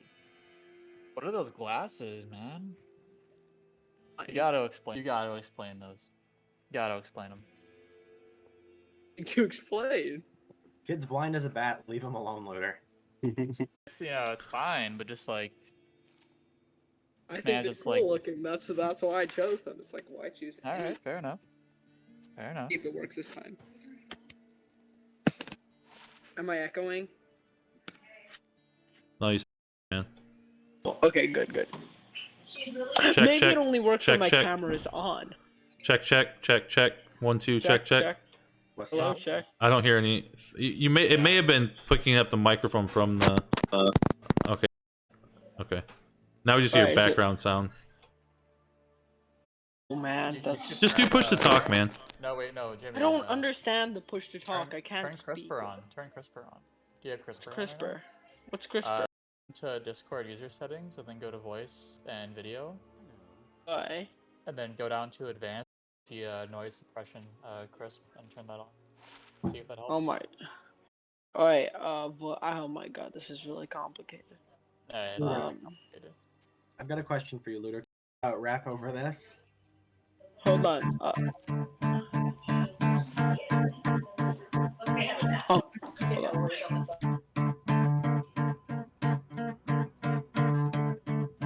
Jimmy, new. Turn that voice suppression on.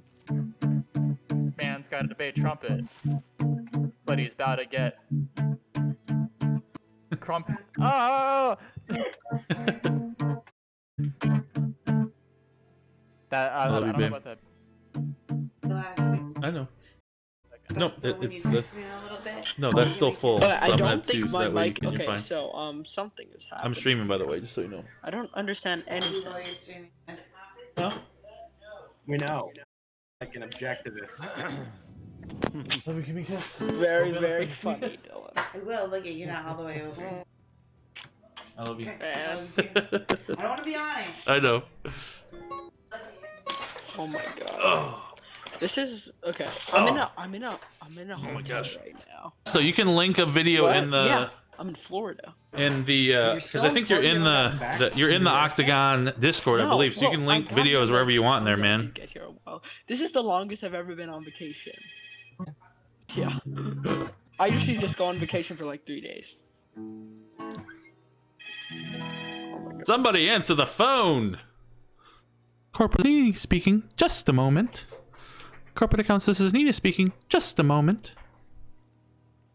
Sorry, might be too Oh, old I for love some of you Office guys. Space. Okay, I love good. Office Space. I was gonna say, I'm like, Biggs, look, I get a lot of references, but that one I just didn't get. Office Space. That's like one of the greatest. Hell yeah! things I'm of so all glad time. you got that. Thank you, Peabody. You redeemed yourself. Space. Why did I not get that actually?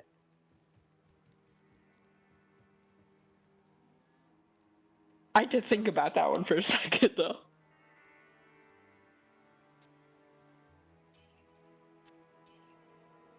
Oh, there we go.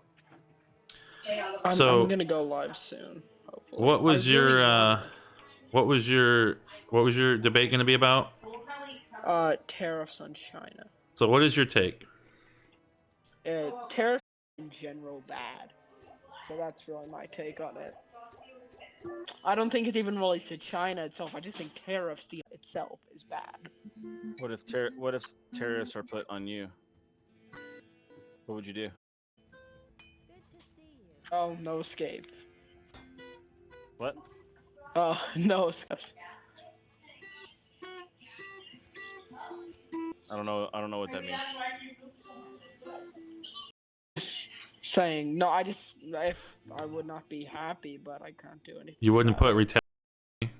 Oh, I thought you just meant like if somehow put it on people and. No, he's talking about on the United States. So Yeah. China. Okay. Tariffs on the United States. What would you do? So the thing is, probably. I just don't see why China would do that. It just seems too unrealistic. Right. So the thing is we can look at it like this because it's the biggest producer in the world as of right now, right? So a lot of like debt, as far as other countries are concerned, piles up in China, as far as what they produce, they get, right? So if you were to put retaliatory like tariffs on China, as a producer, it's going to do less harm to them and more harm to you because it incentivizes them to keep their tariff on you longer. Because yeah, they're I just don't. I don't more independently of you than you are of them. I just don't see the reason why they would do it on us. I feel like they would like to enjoy free trade a lot. But I mean, Trump, if you like, I'm pretty sure he also put it on France, which I really didn't get that one. Which is really odd.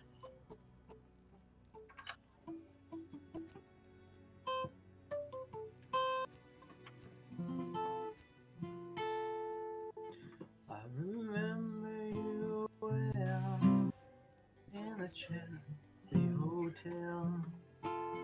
We're talking so brave and so sweet. What are you doing, clock guy? Are you there? Yeah. Oh, yeah. Well, Hey, clock guy. Hello. you really need your push to talk, man. I'm telling you. Okay, let me figure. Okay, push. Go to your. I don't understand. It just Go to your mutes me. settings. Oh yeah, I'm in it. Voice settings.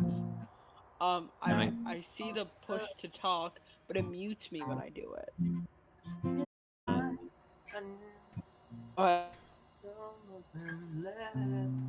So do push to talk, and then you set that shortcut button, whatever you want it to be.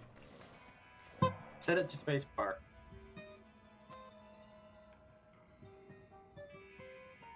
Does anyone know the song I just played? I wasn't paying attention. I remember you well. Oh, that. In the Chelsea hotel. It's Leonard Cohen. No Canadians. Keep forgetting them. Peabody, you're yelling and it looks weird. Put this. So set up push to talk. It's in voice and video. And then hey, I can see you guys in the guitar. Oh yeah. So I think you're gonna have to hold spacebar when you want to speak, Peabody. No, not now, Peabody. You gotta go to voice and video. You gotta go to push to talk, and then you gotta rig it up so that spacebar is your push to talk. Oh, he says. Oh. That was shit for. But I guess it would be nice. Sticking to voice activity. I don't understand. You have to set the push to talk to a button, and then you have to push that button when you talk. So like I have mine set to the tilde key. So when I push tilde, it does the thing.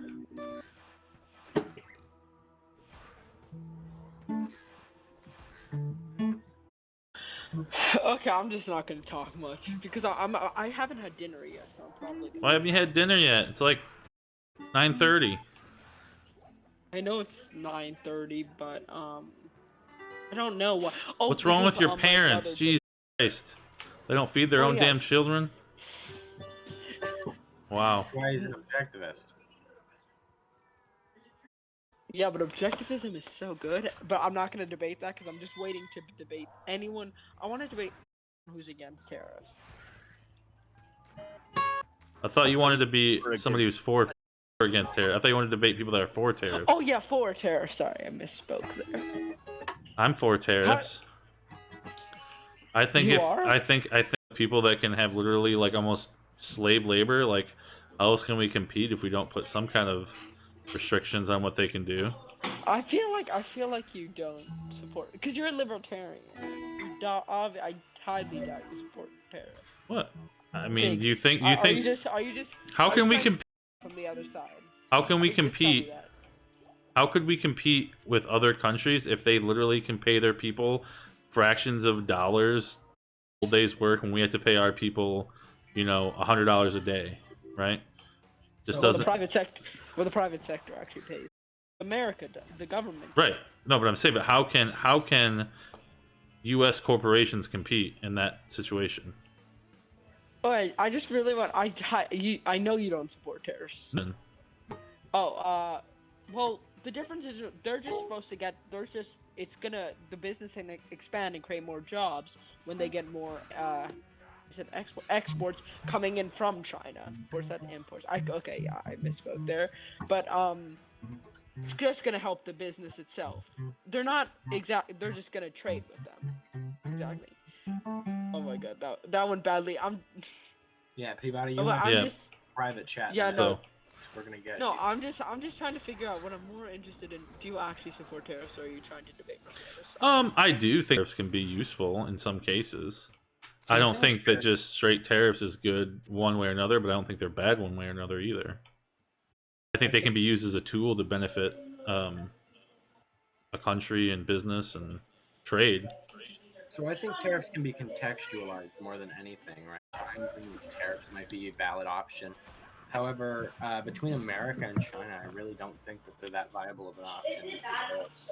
Well, China's always going to outproduce America just based on sheer population numbers alone. You gotta go push the talk, man, or mute yourself, Peabody. Oh, sorry. There's too much background noise. Yeah. Oh. Looter, I just got your question. I don't think I am, because we're having some company over in a minute. Ooh. Okay. Company. Netflix and chill. Alright, so I gotta go and eat something, and then I'm gonna do more research on the tariffs, and hopefully have someone to debate with about this. Sounds good, man. You take it easy. Sounds like you're running away. That's I fine. kinda am in a sense, but okay. Yeah, Peabody, you need. I will prepare you a little paper, so you can look at the reasons for why tariffs are bad.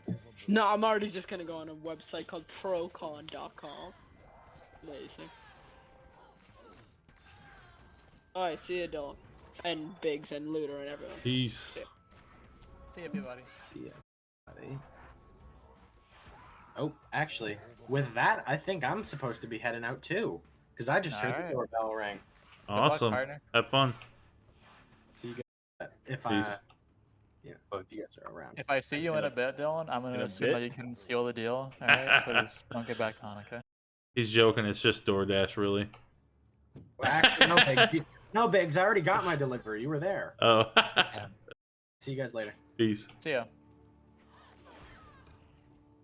This is what OnlyFans has to resort to when they shut down. See, Right. house calls. Heck yeah. Well, hey, that's the only thing I can really think how they can keep that whole industry going. You know, like about like all the stuff that's free and like now like the porn stars start making like strip club trips to like that's just their cover for it. They're really just going to like different towns. Basically. You can't just have I the mean, degeneracy a new website will just pop up, and then Oh yeah. I mean it'll just if the thing that they try to do doesn't work, a new website will just pop up. I just can't. I mean, like you said, Looter. Like I just can't imagine them just like getting rid of everything, though. You know what I mean? Like No, I mean it would kill their platform. I mean, I don't like if they didn't allow like if we just take like the standard definition of sexually explicit content just being like pornography in general, I mean I feel like it would just kill their platform. Yeah. I know they're trying to go public. The company's trying to go public, if I'm not mistaken. I mean, I've had a really hard time getting investors because of this problem specifically. Even like I mean, before wouldn't they that thought be this a might bigger happen. reason than the whole government thing? I don't know. That seems like a reason than. Yeah. It seems like it does come down to like money and banking at the end of the day. But at the same time, also, I mean, changing these laws or changing their TOS, I guess, to be more specific, but I feel like it would just kill their platform. I mean, we'll see, but if people are going to that, like, if it stands for a certain kind of content and now they can't get that content anymore, they're just going to go Right. somewhere else. So, Yeah, just I don't know why anybody actually would pay for that kind of stuff, anyways. But and I think it's similar, probably to like subbing to someone on Twitch. People feel like they have a semi like personal connection to the person that they're subbing yeah. to. They don't, you know. Yeah, I can see that.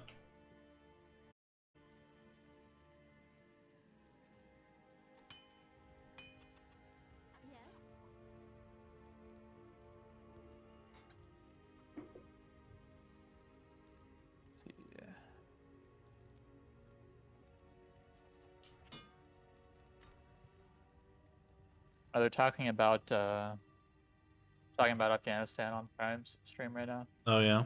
I got it's Doobie, Fnatic, Zach, Amanda, and Revolt Team Prime, which that's Revolt Rise, I think. Yeah. Isn't Zach on there too? Mm-hmm. Yeah. Yeah.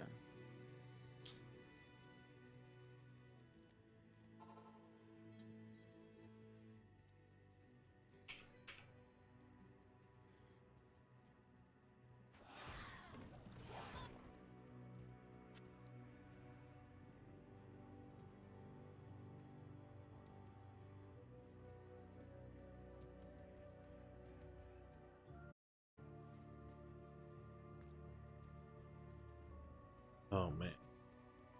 Yeah, I mean, it seems like the idea of in 2001 of Afghanistan proposing the deal of like giving Bin Laden to like a third, like another country to mitigate legal discussions. I don't know. It just doesn't sit like I can't see why the United States would ever accept those terms.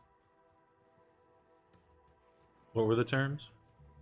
Basically, Afghanistan in 2001 said that they would hand over Bin Laden to basically like a third party, like another basically to like mediate the trial. I guess it depends on what country. Yeah. Like if it was like the UK or something, it'd be fine. But if it was like, oh, we're gonna do it to Iran, like no. Yeah. I mean, even if it was the UK, I feel like the UK would just hand over Bin Laden to the United States anyway. Right? Yeah. Yeah. What's up, Lucky? Oh no, listening to Zach's stream. Is it that bad? Samantha. Oh no, it's just like Samantha was like, turn. Like I'm talking now. Somebody was trying to talk. I'm claiming my time. Yeah. All right, I gotta go, guys. Have fun. See you, Jayford. Yeah.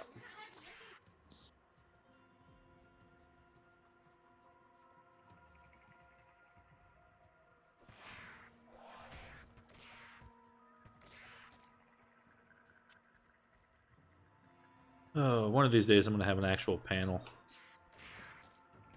Yeah. We'll do something for realsies. Tonight, Looter. Oh, What'd you want to talk about? We could have talked about Afghanistan, but I feel like more importantly, it's a more like philosophical question. I think that we're grappling with as a society right now. Talk a little bit about this, but basically, what does it mean to be American? You know. Huh. I feel like it's a hard question to answer. You know, I feel like the divide in our society has grown to such an extent that the idea of like patriotism or being an American is just like so warped. It's basically a meaningless term that's a political football at this point. Yeah. So do you mean like, okay, so you mean like from like a political standpoint, or do you mean from like the ideals of like the American dream, or like what, like in what context? Everything. Okay. Literally like everything. Okay. Yeah, I don't know. It's hard. It's hard. I still like to lean towards the American ideals as being like trying to protect the rights of the individual, try to give individual the chance to kind of succeed, you know, giving them the opportunities to succeed in whatever endeavors they want to do. There's more to it than that, obviously, but yeah, I think that it's that's what my ideals of America are. But I know we're kind of from that now with how things are, and it's leaning more towards the utility of the, you know, of everyone over the individual. You know, maybe that's just the natural progression of, you know, human nature, or, you know, the evolution of countries, I guess. I don't know. Yeah. I'm personally against the collective overall. I mean, I do think there's some can be beneficial. Obviously, if you have if the full collective is benefiting, then obviously the individual should be benefiting too. But I think there's limits to that as well.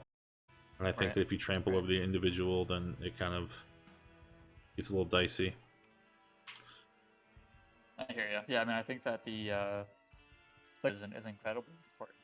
I would say. I mean, even if you have the idea of like the collective is coming together and saying that we value the individual more than the collective, that's still like the collective coming together and saying that we're going to franchise this.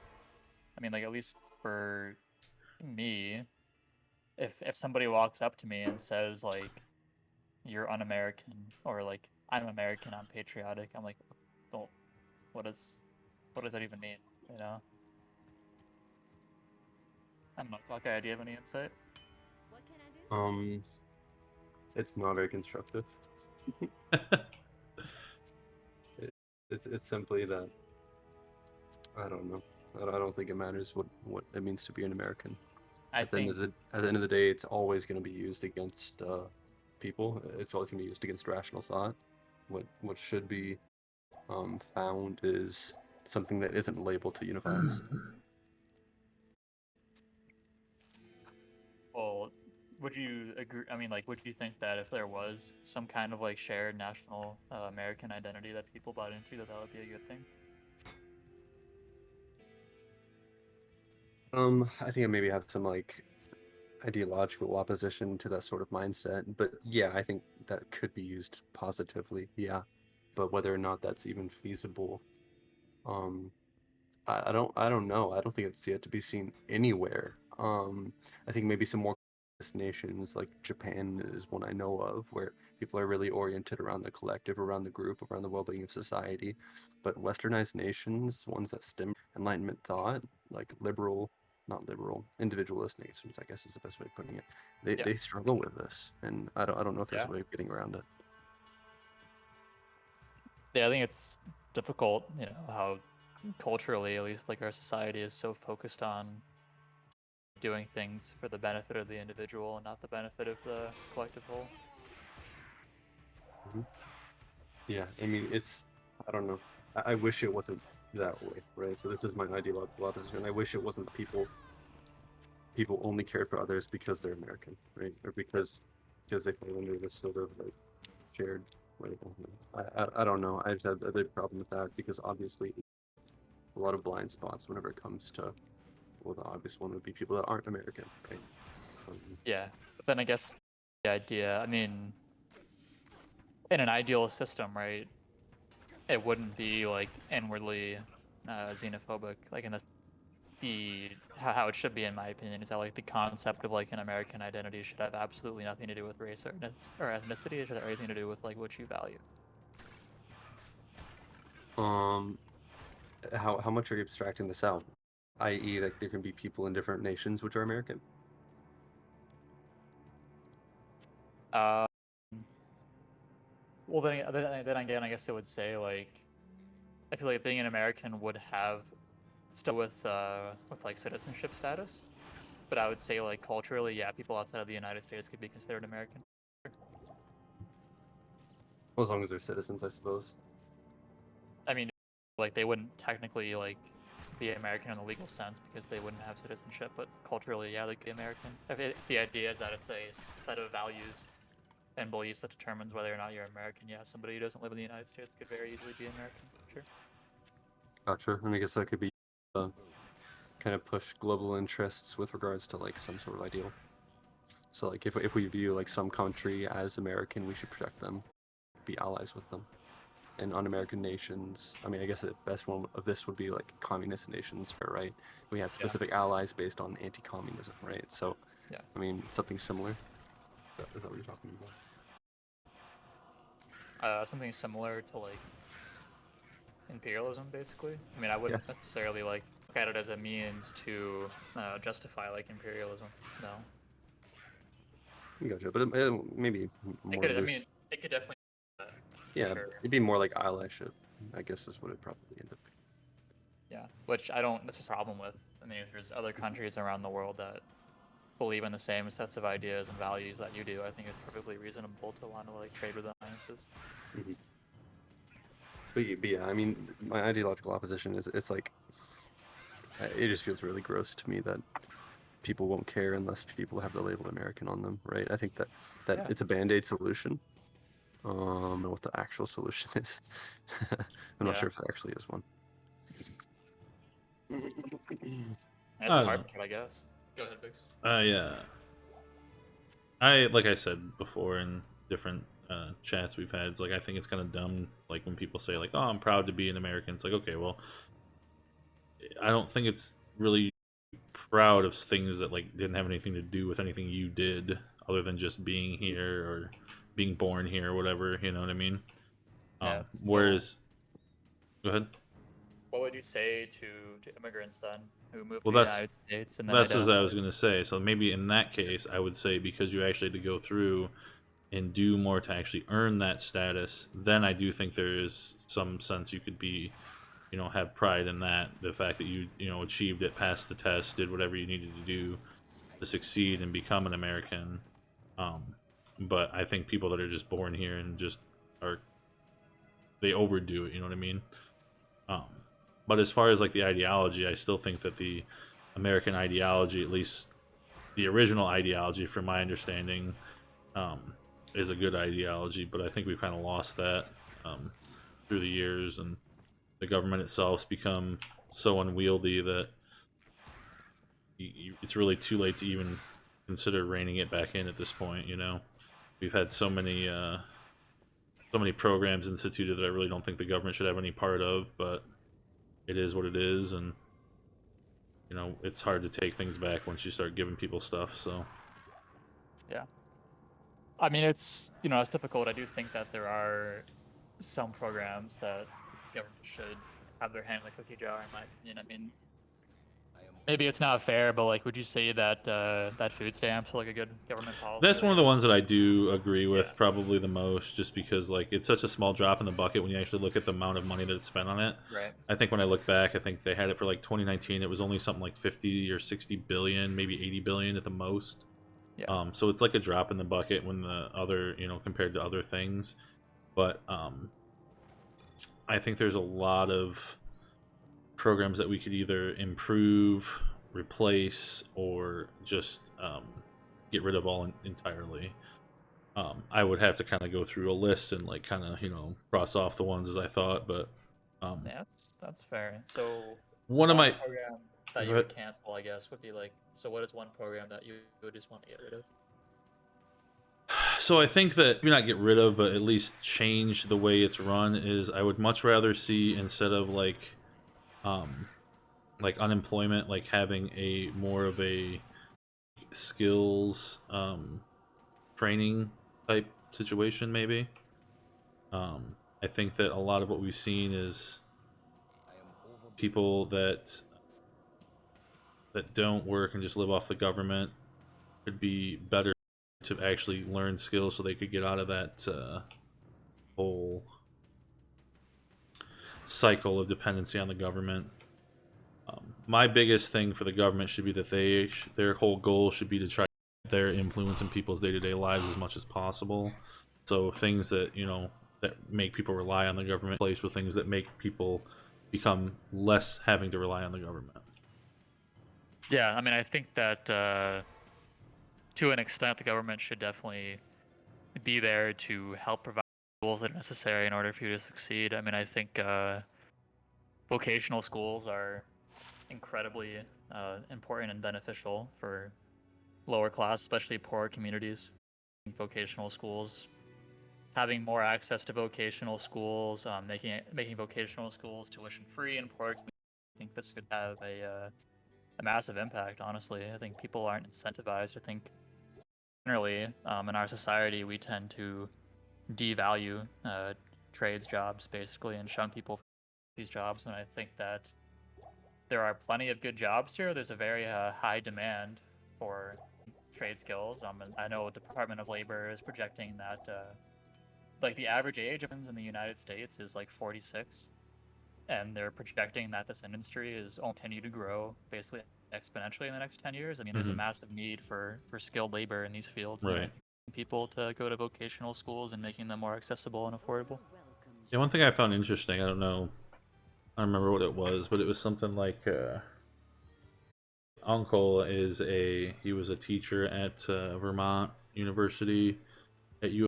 Now he's at Georgetown, and he's big into like the technological side of like how the tech fields like involve like academics as a whole and education as a whole. And so he does a lot of stuff where he posts on Facebook like different study he's seen come up. And one of the things that they had was there's a huge drop off in because of all this COVID stuff with the international students, which actually were a huge majority of the PhD and advanced degrees in the United States. And some of the numbers that he had, let me see if I can find it real quick, but it was something like it was IT and engineering, I think, were the two fields that he had specifically referenced, and it was something like it was like 7,000 like domestic students in 2019, and then like 20,000 or 30,000 foreign students. And now, because we don't have that with the whole COVID restrictions and such, it's been like it's going to be a huge dampening on the advanced degree market for those fields. Let me see if I can find it real quick.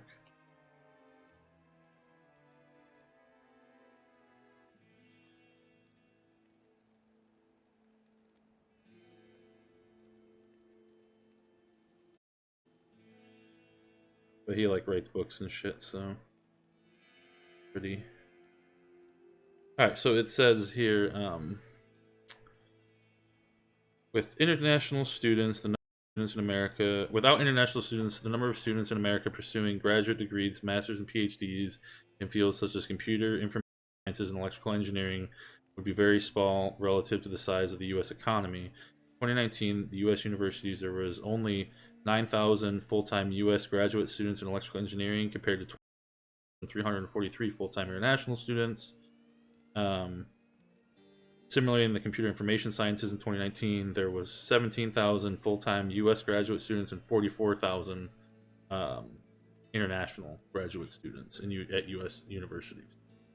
So I think we're going to see a huge squeeze on those industries as far as like people able to fill those positions.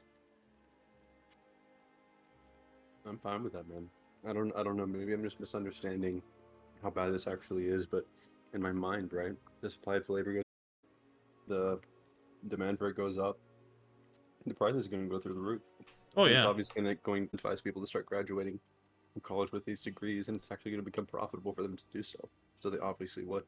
I don't see anything wrong with this, to be honest. Okay. I think it's just more that there's not going to be enough people to fill the jobs, even with the raise in price. It just won't be enough. Yeah, this is why I think it's actually incredibly important that we encourage immigration. Actually. Oh yeah, I'm actually very pro immigration, though I'm not pro open 100% open immigration. That's what I'm against. Yeah, I think people who promote open borders are honestly just like at least the like straw man position of open borders, where they're just like, yeah, have no immigration system at all, and as people come in. Yeah, obviously I'm like against that.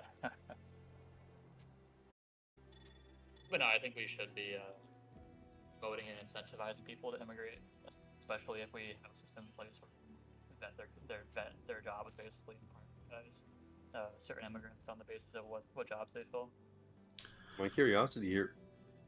Go ahead, basically say that. Oh no, he kind of said what I was going to say. Like I do think, and I think Luder probably based on what you just said there, kind of agree with me. Is like we should incentivize, especially the needs that we have. Like my thinking is that if we incentivize overall immigration, we'll get those people that are like the high skill people, but we also need the less skilled as well, but just not as many as what we would take if we had the open border situation. I know you as a being in the industry that you're in, I'm sure that might have more of a direct impact on you than it does the average person, because I don't know how much of your stuff that you do is relying on that, but I don't know how much you want to get into that. But yeah, I mean, in the past, Clock, do you have something that you wanted to say real quick? Go ahead and finish off this line. This is more of a... You're good. Yeah. So, like, in the past, at least, like, I used to do roofing work on crews that had undocumented workers.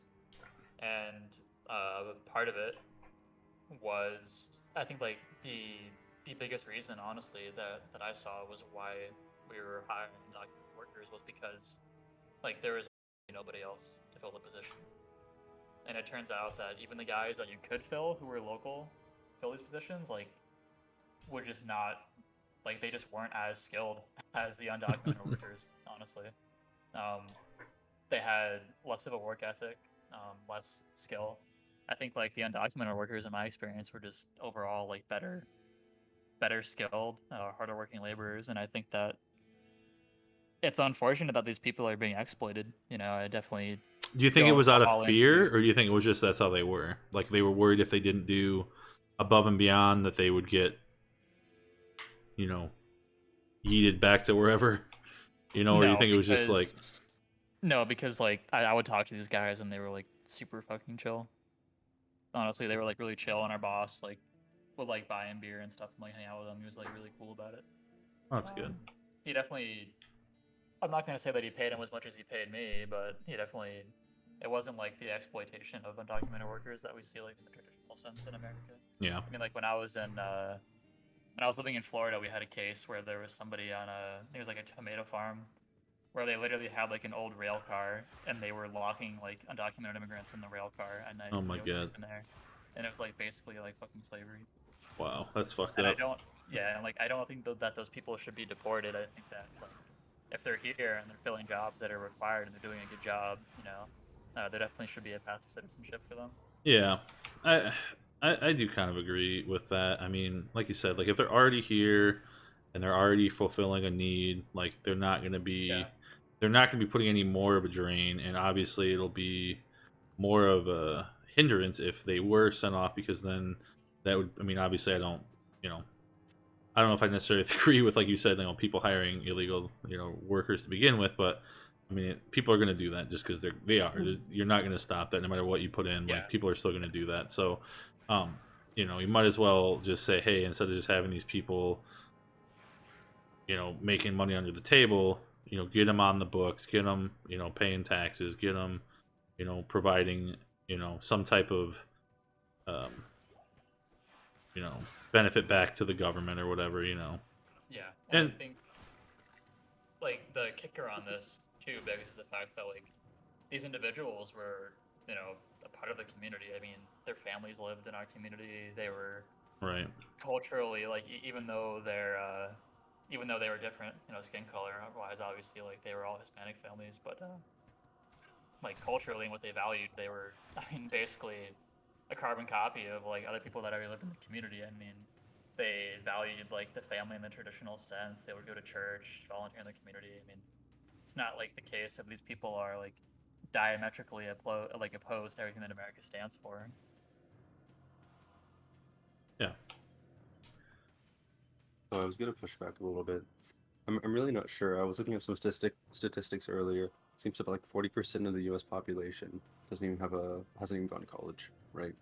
And so in my mind, right, I see very little reason, right, that we would be immigrating people to the U.S., right, stealing skilled labor, I guess, from other nations functionally, to augment our lack of education, right? I feel like the solution to this shouldn't be the I can't say patchwork, but it seems sloppy, right? A sloppy solution to an immigration shortage, when in reality we have a workforce, we just don't give them enough education, right? So we just see like far too many of our workers are just not skilled enough, and I'm just not really sure why we would be immigrating people whenever we have the people, we just don't have the education. I mean, I guess my pushback to this is that the jobs that I'm talking about specifically don't require a college degree to work in these industries. Okay, that's fair. This So was more so with regards to like IT jobs and shit. Yeah, I think though that maybe if we can get people more incentivized or more interested in it, it might be something we could do. But like, I just think people just don't want to do it. Like, I mean, why would there only be? I mean, obviously we're pulling from a bigger pool if it's like talking about like all international students, but like we're talking about like several times, like 3 to 5 times as many international students pursuing these advanced degrees in these fields. Like, there obviously something about the people here that either A, don't want to do it, or just don't, maybe they don't know, or I don't know why, but like, again, this is just me being kind of like black pilled, but like most people in America, I honestly I don't think they really want to do the work anymore. They just don't want to. We've had so much go on that they just feel like they can get by and just do the bare minimum, and that just doesn't cut it in those advanced fields. You know what I mean? I'm skeptical. I think those people do exist, and probably a significant portion. But I don't think that the 40% of the U.S. population that doesn't have a college degree, I don't think the majority of those, right? This is the stance I'm taking. Is this a 4-year degree or a 2-year degree or any college? Any college at all? Okay. Yeah, 40% of the population doesn't have any college experience. So I think the main barrier here is cost, right? I think it's extremely cost prohibitive to have to go to a 4-year university, have to take full-time college, right? Assumingly, you wouldn't really be able to work a full-time job during that unless you want to suffer, right? And your grades might suffer. I just don't see how that can't be one of the most significant factors in people not getting jobs, or sorry, going to college. I'm looking it up right now, right? Surveys and polling, stuff like that. But I mean, I'm not that doomer, I guess. I think places like, I know some people who have their states providing free college for these types of educations, right? IT, technical schools, stuff like that, right? I think that like you probably do see an uptick in people going to college that otherwise wouldn't be able to afford it. Yeah, I don't know. People are lazy, right? I don't think 40% of the U.S. population is lazy. I would probably disagree there, but yeah, I'll find some surveys or polling. Would that well, be just significant? I mean, obviously, like from like okay, so like even people that like I've worked in a variety of different fields throughout my life, and I would say now, while a lot of people I work with are great people and stuff like that, I would not say that they give their all and they really. I mean, I don't know. I don't want to like talk bad about people, but like I just feel like people really do lack a lot when it comes to like wanting to learn, the work ethic, just like the whole shebang, you know? Yeah, I mean, based on like my personal anecdotal experience, right? I would be inclined to agree with you on this. And like, I don't necessarily know. While I do like think that education is valuable, I wouldn't necessarily agree that like pushing people to get a 4-year degree is the solution. What I would like to see, and I think would be the better option to that, would be to do more more stuff we're pushing people towards like community college to like get that taste of that to see if it's really for them, because like a lot of the things like you said, I mean a lot of the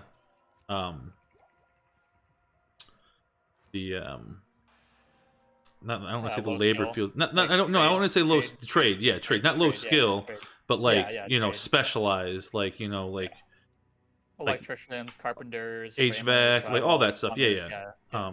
All that kind of stuff. Like I think that's still a good avenue for people to take, and if we push things like apprenticeships, community. I know a lot of community colleges have those type of programs that get people into those.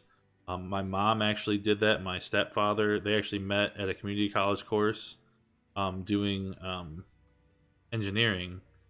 My mom's a hairstylist, and my stepdad's just like a, I don't know. I guess I call him like a handyman, freelancer kind of person. I guess I don't know. He doesn't really have a real job, but Yep. he does a lot of like mechanical stuff and things like that. So, I think that's a much better option, and I think that's something that's actually achievable to obtain, because like I don't know how it is where you guys live, but like for me, there was a like one of the actually better community colleges around in the country, that for me, if I would have done that route instead of my 4-year college, which I ended up doing 5 years anyway, but anyways, it would have been almost like basically free, like the actual tuition side of things, and like I could have lived at home. But my whole thing was I wanted to get away. I wanted to get that real college experience, like going to the dorms, that whole deal, partying and all that stuff. So. Yep. I mean, this like in my community, there's basically just a community college, and this community college is basically just like a vocational school. They have a lot of 2-year programs to teach people like, there's like a vet tech school, nursing school, like electrician school, plumbers, carpenters, all this stuff. And they actually, the state that I'm in offers a scholarship program where essentially like these community colleges are tuition free, just because there's such a high Yep. demand for jobs in these sectors. And I think that the big problem is that while I do think that it's a good thing to encourage people to go to 4-year degree, like go to 4-year schools and get a 4-year degree and work in, more higher wage earning jobs, I just don't think that that's necessarily like feasible for the entire population. I think that we're going to have these lower income jobs, and I think that we need to do a better job of like incentivizing people to work these lower wage jobs, because these jobs aren't going, somebody is going to have to work these jobs, so we should just be trying to like maximize the benefits that people in these fields get, I think. Okay, so this is where I agree. I was using college as like a stand-in for like any education that you get towards these necessary fields, right? Higher education, Yeah. whether you want to consider them trade schools or college, right? I mean, I think we agree there, right? I think that we absolutely should be putting our citizens, right? Maybe we don't agree, but through a higher education, whether that be colleges or Vocational trade schools, yeah. vocational schools, yeah, I would agree. absolutely. Okay, cool. Because yeah, I mean, don't get me wrong, I fucking hate college, right? I mean, it's a waste of time and money. That's what it is. So I think that absolutely, I mean, almost every single college degree that I can think of outside of like, probably even like fucking doctors don't need to go to all the shit classes that they go to in bachelor's degrees or during their bachelor's. But like, yeah, I would just say like almost every single class in like a bachelor school could be summed up in like 2 years. I don't see why you need to go for a 4-year. Just like get rid of all the bullshit, right? Yeah. Yeah, I would agree. I mean, I think people should. I think a lot of it for me does come down to like unions, and strengthening labor unions, especially in private sectors. Boo. Sorry, Biggs. No, I mean, I think that honestly, like I think that the Amazon employees in Alabama who voted against unionizing made a pretty big mistake, in my opinion. Yeah, they probably I did. think they should have unionized. Like, I think like Amazon employees should unionize, Walmart employees should unionize. Like absolutely, yeah. I mean, those industries fucking crush unions. They fucking destroy them, right? Yeah. I mean, fucking Walmart. Like, if people talk about unions, they will send somebody in from corporate to try to get people to not unionize. Yeah. It's insane. Yeah, they don't want to. They don't want to deal with it. And there's a reason why they don't want to deal with it, Yeah, because they're trying to. It's going to because they're raise their trying to keep costs, their obviously. employees- Yeah, it's going to raise their costs. They're trying to pay their employees the Bare least minimum. amount of money and give them the least amount of benefits they possibly can. But for me, in a realistic scenario, I'm way more likely to be to be somebody who's like a Walmart employee stocking shelves than like a corporate executive, and I'm gonna care way more about the person who's stocking shelves at Walmart than the corporate dude, you know. And I definitely think that they should be unionizing and pushing for more rights for sure, higher wages, more benefits. I mean, Walmart can afford it. Come on now.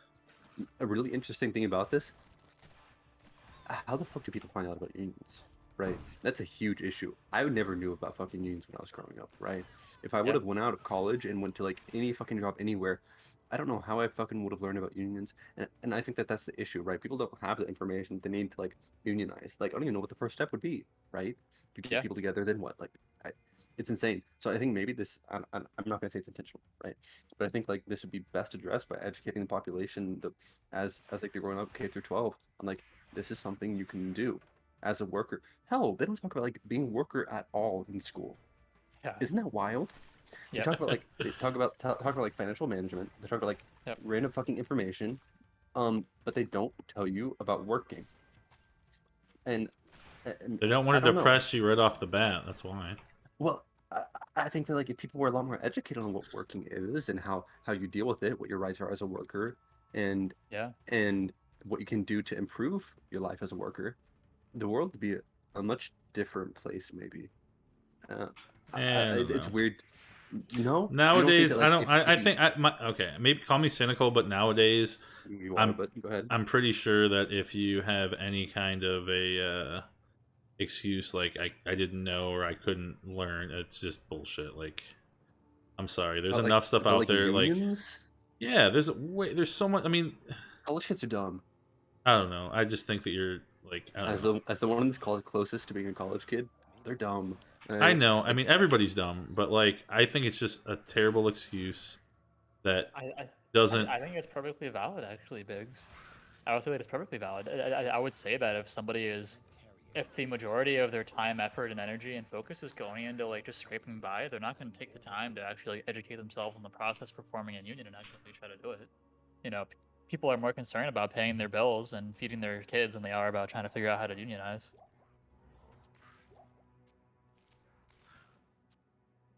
I guess I don't know. I just feel like that there's so much information out there about everything these days. I think it's at some point you have to take the reins yourself and do something about it. You know what I mean? Like I don't know. And with but then when people do try and do this, right? Walmart will send somebody from corporate, to try and stop you from doing that. You know. Well, I mean, it takes more than just knowing about it, obviously, right? But like, yeah, you have to actually organize and do it. But I think it'd be much better to have it be that you learn about it, figure out what you want to do, find some people if you can, like a lawyer, anybody, somebody, find an advocacy thing. Like I think you can find online pretty easily these days. Like there's so many groups that advocate for these things, especially now more than ever. Basically since like the 40s and 50s, we've had the most like open discussion of like union socialism, welfare state stuff. Like, I mean, basically since the Red Scare, so maybe we can do it that way, but I still think like people have to be responsible for themselves at some point. Like you can't expect people to hold your hand through everything. Like that's why like that's what kind of like college is like the step for. Like high school and stuff is like, okay, you hold your hand, do your homework, do this and that, but then like, hey, you're on your own now. Like, and it's up to you to kind of do what you do. So my issue with this is that it's a large portion of the population just graduating high school. They graduate high school and they're on their own, right? They might have their parents to guide them, but in reality, what it really seems to be is that these people are just going to Walmart, getting these jobs that are paying a decent amount of money, not really well though, and they're kind of there, right? And at that point, they're not really thinking about these opportunities that might be available to them, right? I mean, this just isn't even a line of thought, right? I mean, how do you break into this world that is, I mean, I guess like all the information online, one, but more specifically, just like unionizing and workers' rights and stuff like that, right? Yeah, but even if you do, I mean, how much can you hold somebody's hand? Eventually, like you can take a horse to water, but you can't make them drink. You know what I mean? Like, you just teach them, right? You teach them in high school. Yeah, I guess I do think there should be more like real world type courses in school. Like I think that like, I don't know if you guys had this, but we had like a math for daily living class, which I was didn't like, have that. it was something like, it was like, balancing a checkbook, Nope. doing taxes, like things like that. So it was like pretty much like personal finance, like small, like, small. And I think we even did like some like small business tax stuff too. Like I had one of those classes. yeah, so It like doesn't sound like Lou did it though. I didn't, but I also grew up in Florida, so. oh, I guess I don't know. I grew up in Michigan, so Yeah, I mean, I guess, it's, my concern here is that it's not, sure, yes, people should take personal agency and do the best that they can to bring about reforms, but I think also at the same time, we're dealing with people. I mean, I feel like at the end of the day, you're just fighting a losing battle. I mean, corporate has the ability to come down on you and really pressure you, spread disinformation and basically like tell you, hey, don't do this, don't do this, don't do this, don't do this. And then at the same time, in a lot of states, they have at-will employment laws behind their back where essentially they can fire you, right? And they don't have to provide any valid reason for them to fire you. So we do see this happening where people in workplaces, especially in Walmart, will talk about unionizing and Walmart will just fire them and replace them with somebody else, right? So it's like, you do need to take personal agency and try to unionize, but at the same time, when people do try to do that, Walmart will just, fire them, and then where are you? well, that's why you go to a Walmart person that's in another state where they don't have that, right? Because it's, I think, what is it, like you just have like so many people that have the similar like job description or something. Isn't that how that works with unions? I think something like that. You have to get so many people together to sign on that agree, something like that. Yeah, you have to go to. I dropped a. Did I drop it? I posted something in sources about like the process for forming a union.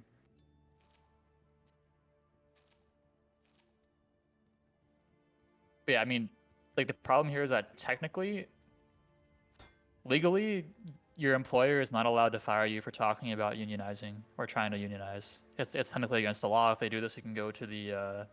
Yeah. You can go to the. So if you are going to do it, them. you'd have to make sure you had your ducks in a row with everything else. So if they did fire you, you could be like, wrongful termination, sue their asses, and then you can just say, fuck the unions, I'm rich now. No, Biggs. But see, like, what the problem here though is that when you live in an at-will employment state, right?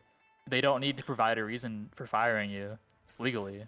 So even though they see that you're unionizing, right, and they fire you, right? But if you can say, but you could still say, this is why, and if you could find a way to prove that, you could still win the case, right? Yeah. So I mean, that would be that, right? But the thing would be is they would have. I'm guessing now. I don't know how like vigorous, a lawyer or a whatever you need to do to take this case, but I'm sure you could find something with, like I said, how prominent it is these days. Somebody to take the case and help you find out proof in that, and like there would be some investigation and things like that. So I don't know. I mean, maybe it would happen, maybe it wouldn't, but I think that. I mean, you would need to find a lawyer who would want to work. Right. Yeah. Sure, but yeah. Sorry, I'll go ahead. I'm actually gonna put some laundry and I'll bring it back. Okay. This is just such a huge expectation for people to have, right? I mean, I don't know about you, but I don't expect Joe Blow to try to form a union, get all his workers together. If he gets fired, call up a fucking lawyer and try to sue Walmart, right? It's such a high barrier to entry. Well, yeah. Oh, I'm not saying that it's anybody, but all it would take is one person to do that to Walmart, and it would, it wouldn't change, would it? Yes, it would. Yes, it would be the whole thing would change. If one person can push it through, it would only take that one thing to get the whole thing rolling. One person pushes through a court action. Well, no, it would have to be like one person, like somebody would have to decide, like, hey, I'm fighting this all the way through, right? And then getting their people at their place involved, stuff like that. But like once it happened at one, place, it would be a cascading effect. Like you don't see, I mean, a lot of times you won't see the like, oh, we have this here but not here. Like if it's a not multinational, but like multi-state corporation, it kind of follows that once it becomes in one spot, it's going to be for everybody eventually. You know what I mean? Yeah. Because then they would start having other, they'd have standing. Mm-hmm.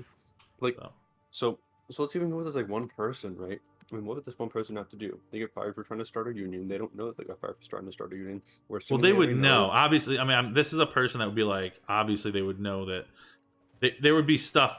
There would have to be some type of trail that would be. They could have it say, okay, you know, I started doing this XYZ time. Then all of a sudden, I started getting, you know, whatever, and you could probably prove your case, right?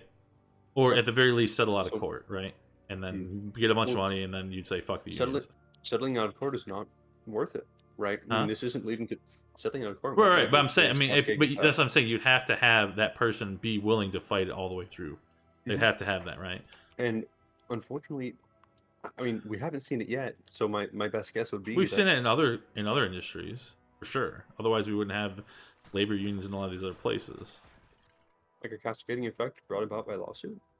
Right. Like, I mean, I'm talking about like for other industries. Like, you know, you have like I'm talking about like back in the day, like the dockyard, like dock worker unions, the automotive UAW stuff, you know, United Auto Workers, all that stuff. Like, it takes like a thing, and I bet in these situations, if they got those other things to help, they would have other unions probably be willing to help.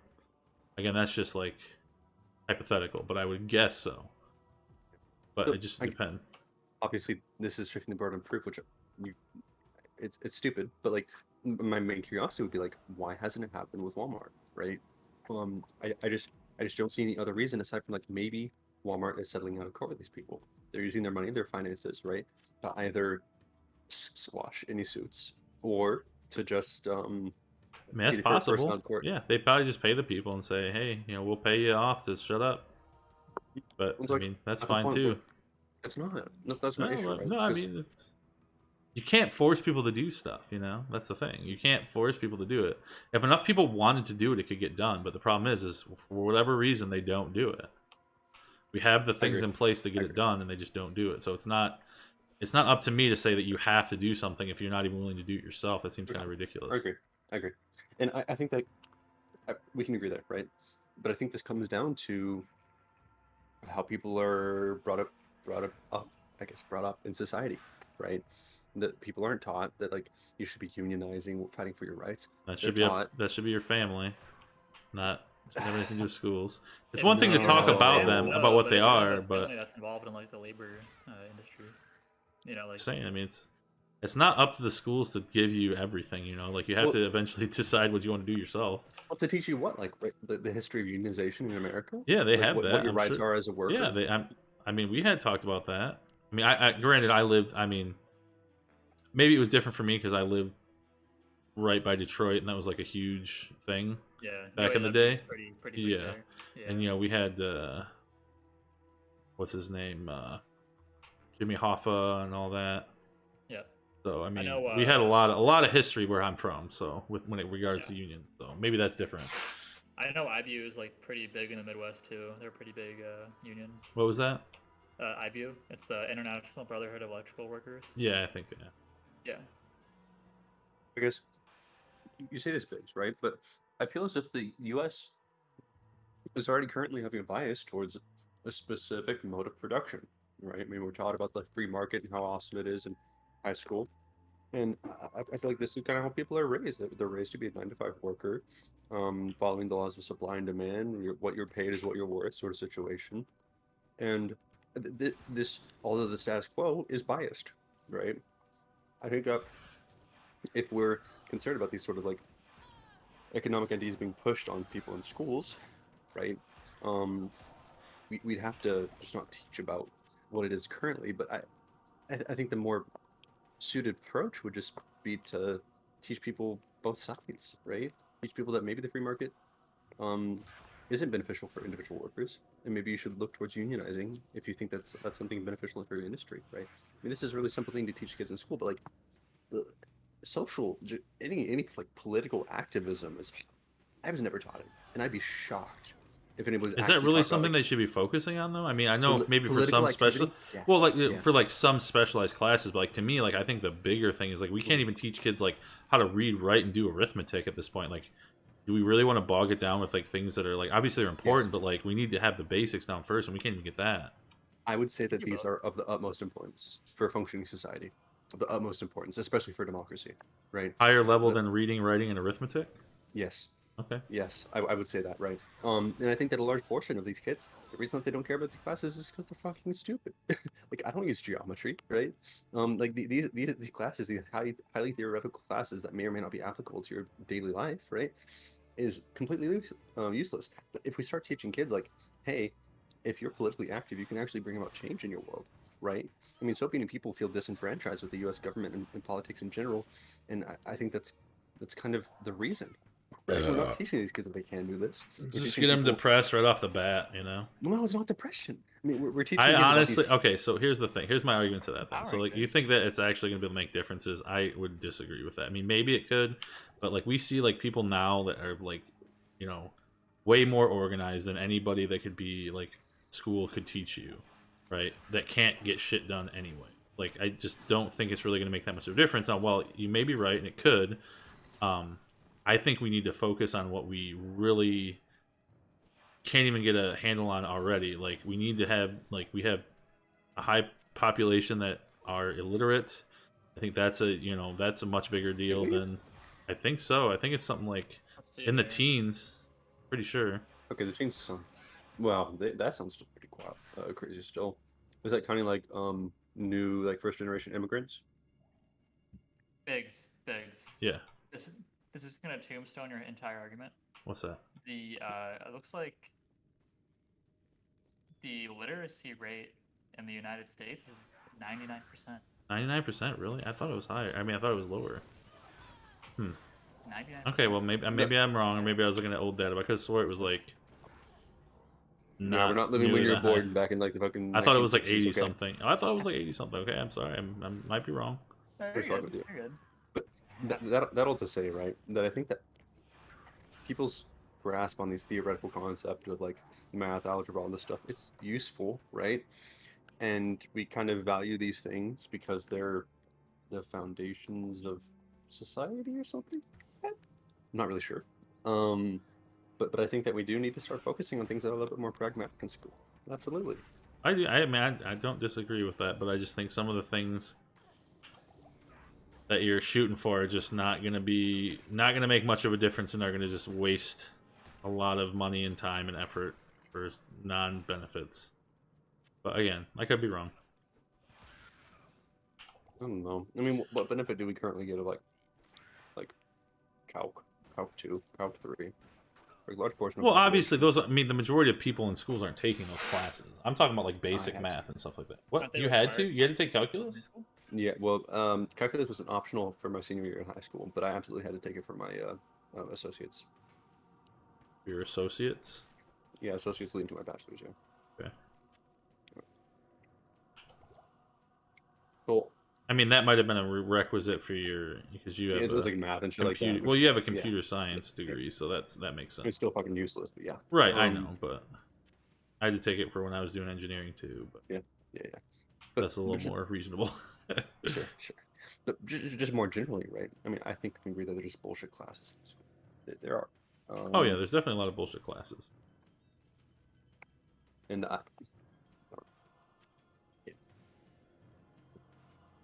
it's possible the kids won't care about like this sort of like political activism. It's very possible. I mean, at that age, people are. What classes did you have to take? Like, did you have like a U.S. government class in high school at least? Yeah. Okay. So at least you had that, right? Mm-hmm. We had. I'm trying to think what else we had. We had like other like social studies classes type things that were like non-specific, just like general social studies, civics, whatever you want to call it. I don't know, whatever your school called it, I guess. Yeah, makes sense. I don't know. I mean, I guess like maybe in those classes you could teach more about that stuff, or more of a like a varied history of it, but like and maybe have like a few elective classes type courses to more specific things. Like you could have a whole course on unions and just see how it went. Like I'd be fine with that too, but like that would be more of like the extra classes that you have, not the, you know, like people could choose to take as electives and weren't part of like the core classes, or you can make them part of the civics core class. I mean, I don't know, it just depends on what you want to do, I guess. I don't know. I do see where you're coming from, and I think maybe this is what I was not addressing earlier. I think it's maybe society's pressures against these sorts of things, not active pressures, although there are some. But I think more generally, like society right now isn't geared towards political activism. It's geared towards consumerism and working. So I feel like to address that, right, education is a big thing, right? I mean, if you teach these things So in what do high you think school, would be the obviously difference though? Like what do you think would be like obviously everybody wants to talk about like oh we've just become consumers and Mhm. like what do you think would be what would be an alternate outcome? with regards to like changing society to be more Yeah, like what focused do you towards think like would be political wait, what activity. would be the other like what do you think would be the other I mean, ideally, you'd have a society which is a lot less focused on buying things, consuming things, and more focused on things that are actually important, things that like matter in your community, things that are impacting you on more substantive grounds than whether you can buy the new iPhone, right? Um, I think that like if people were made or not made, I don't know. I mean, I think if people were made aware of these things, one, I think they are, right? But more so made aware that they should care about these things, like issues in our communities like homelessness, I don't know, hunger, I don't know, whatever the fuck platitudes you want to talk about, right? I think that society would be more geared towards addressing those issues. I mean, right now people have a hell of a time just being able to know that these things are happening and just not care, right? Um, and I think that that's in part because of society, but I mean, you have to get these things in people's brains when they're young, right? And I think right now people are being raised to think that like those aren't the things that matter. I don't know. Was that a non-answer? Kind of felt like one. No, that's fine. It's a complicated issue, and that's It where is. I have the biggest hang-ups because like to me I don't like obviously I think that education and like you know marketing things like that does have a huge effect on people um but I do think that we would probably still fall towards this type of consumeristic take anyways, especially now I think it's a more of a product of becoming past having your basic needs met is more the issue than the actual education. So like back in the day when like you were only like focused about like, you know, getting your next meal, where you're gonna stay and like things like that, like then you had no time for consumerism because you were literally in survival mode. Now that we've gotten to the point where we don't have to worry about that stuff anymore, at least for the most part, obviously there are people that do have to. Yeah. Pardon me? I would disagree with that stance. Okay. I think that I think there's a lot of Americans out there today that are living paycheck to paycheck. I mean, it's like a just to let me look it up. I mean, there's a fairly significant amount of Americans that cannot afford a $500 emergency payment right now. The people that are living paycheck to paycheck. I mean, there are definitely a significant portion of Americans out there that are struggling just to meet their basic needs, and I think this is a problem. I think that political activism and pushing for more workers' rights and unionizing and raising minimum wage would help them. Yeah, absolutely. I disagree with that, but I'm big. Yeah, I mean, I like I said, there are people that are struggling. I'm not going to deny that, but I think the vast majority of people in that, because like for me personally, I would probably fall into that same category of living paycheck to paycheck. Like if I missed a few paychecks, I would be in trouble. Like we don't have a ton of savings, you know, saved up. Like we have some, but most of our money's in like our house and stuff like that. So, um, but and as far as like the $500 thing, like that's a lot more of a product of people living outside their means more than anything. I would say, even if people are struggling paycheck to paycheck, they still have you know big screen TVs. They still have you know fancier cell phones that would be required, things like that. Like I don't really think that there's like obviously there's some cases of this, but people aren't just like literally dying in the streets as much as people like to say. Like except for like the big cities where they have like literal problems, like you know LA I know has got some bad stuff like that. But like for the most part, like people aren't dying in the streets all over America. For the most part, again, this is just a generalization. Go ahead. Just to elucidate that, I think that like that paycheck to paycheck is a result of consumerism, which is a result of your material needs being met. Yeah. I don't know. I mean, big spread told me on this too. I had that stance for a while, but I mean, looking into it, I think it's unfortunate, but a large portion of America is just done with their fucking money. They're consumers, right? That's what it is. What do you think? Okay, I have just a question for you. Again, I live in a relatively small rural area, right? We do have, bigger cities around us like Fort Wayne and Detroit's a ways away and stuff like that. But like where I live is pretty rural. What would you say our weekly grocery budget is for me and my wife, my 3 daughters? Just take a guess. I would say $200 to $300. A week? You said I'm saying a week, not a month. A week. In a week, let me think. It's 5 people. I would say between. Do you eat out at all? Do you like go out to dinner with your family on the weekends? Not usually. I mean, occasionally we will, but I'm talking just straight groceries. Like we basically. Straight groceries? Yeah, just groceries. I would say between $100 and $150. That's close. It's about $70 to $100 a week, and that's usually when it's $100 is usually when we're getting like things like chicken's on sale this week, so we spend an extra $30 on chicken, things like that. So I know it's higher in a lot of other places, but like to me that's a pretty reasonable thing. But when I hear some of these studies where people are saying it's like you said off the bat, like $200 to $300 a week, like I'm like, where the fuck do these people live? Like fucking move, Jesus Christ! Like just move. Well, I mean, hashtag. Okay, so here's the thing.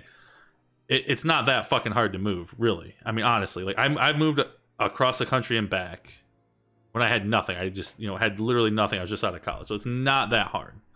Really, I mean, it is to some people if they already have missteps in the past. But like, if you're at a fresh slate, it's not really that hard. Did you have a car, Biggs? Huh?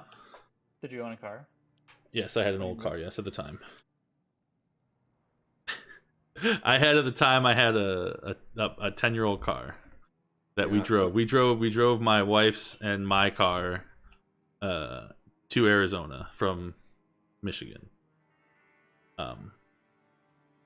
And then once we got, again, I was kind of at a time when we got pretty lucky with like the housing market when we were to buy houses was low because of the crash and all that stuff. So like I graduated college in 2008 and I got a job a few months after we moved. I didn't have a job. We moved. My wife had a job lined up. We moved in, got married in June.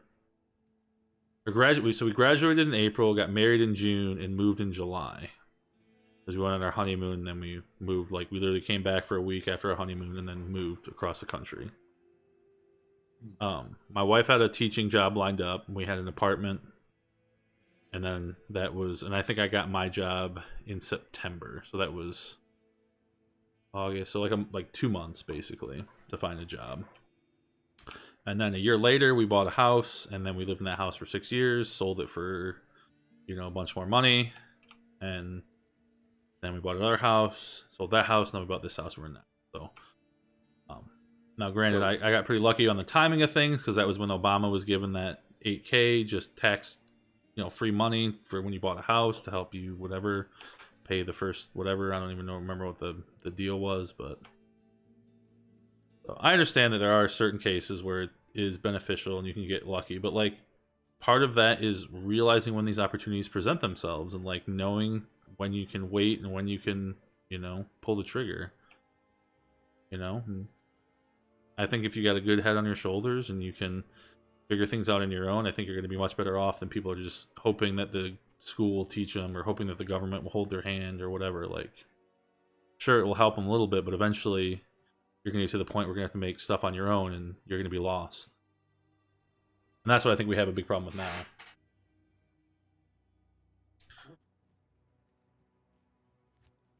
Looter just gives so many expressions to it, and that was going to give him some space to... He's processing it. Yeah. I was giving expressions because somebody just texted me and they were like, "You're drinking after you got your vaccine, dude?" And I'm looking at my camera like, "Uh-oh." Are you not supposed to drink? I don't know. Really? What's up, Blizza? There's no fucking way. What the... Is it going to make it less effective or something? I mean, if it's okay to drink after you get vaccinated, I mean, you can put this person on blast and right now. You're watching the stream right now, so I mean, if you want to, I'll look it up. I'll look it up. if you want to, if you want to fact check this for them real quick. After getting vaccine. Okay. Moderate drinking is unlikely to impair the immune response from COVID vaccine, but heavy drinking might. Well, you're drinking Michelob Ultra, so that's fucking that's like water. Also, one beer too. It's just a 25 ounce that I've been sipping on. 25 ounces is pretty heavy. It's like 2 beers. Yeah, it's like literally 2 beers. I was just gonna say, Biggs, that this head on the shoulder, although brought about by your parents, I think there's probably larger structures or organizations of society that would probably be teaching these, right? It's probably your community, it's probably your extended family, it's probably the school system. I think that we have a huge issue with communities and society, or the local societies, being dumb, to be quaint, or to be straight with it. And I think that we aren't addressing those, right? We have bad inner cities where people just aren't being educated properly, and community investment isn't happening. And it's hard to simply say you need a good head on your shoulders when these people haven't had the opportunity, I suppose. Yeah. I don't know. How much do we handhold is my thing. It's like, obviously I want people to succeed. I think it is better for overall, but like, at what point does that become a detriment? You know what I mean? Maybe I'm just completely off base, but I think we should handhold it until it becomes a detriment. Absolutely, that's as far as we should go, right?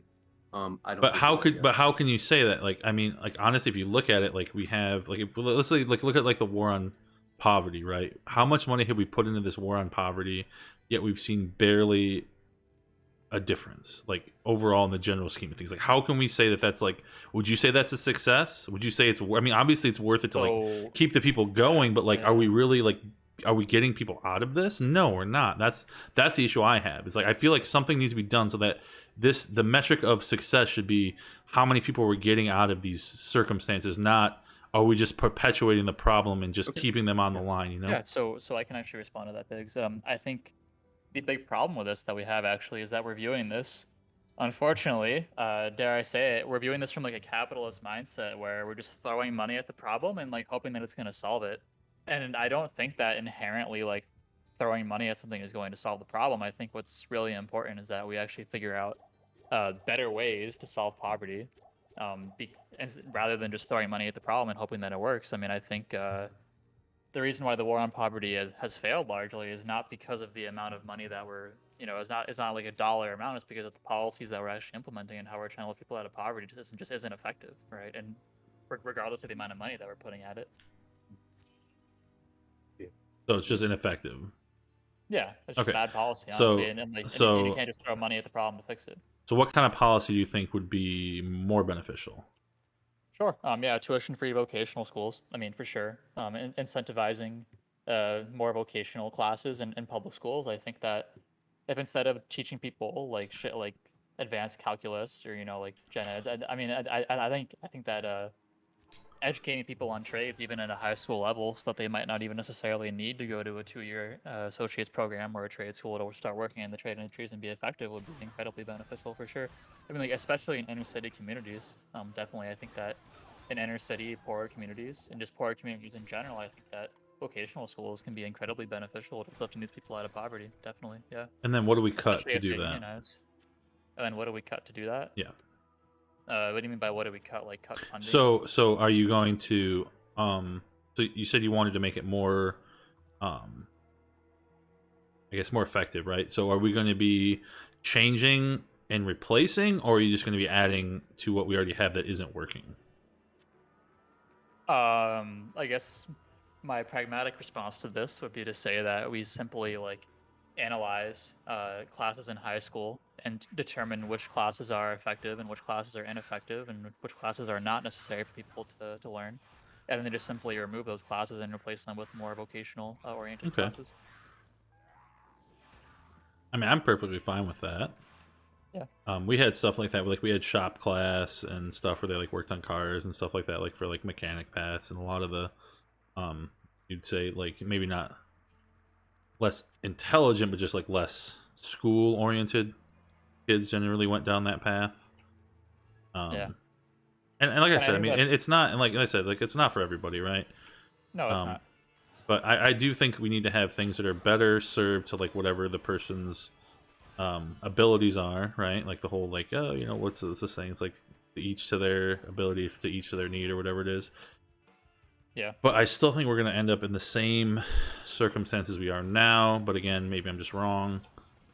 I just feel like people just honestly just don't want to do the legwork anymore. They just, I don't know. Maybe Yeah, I'm I mean, maybe it's I'm maybe I'm just too definitely, cynical for that. I guess I don't know. It's.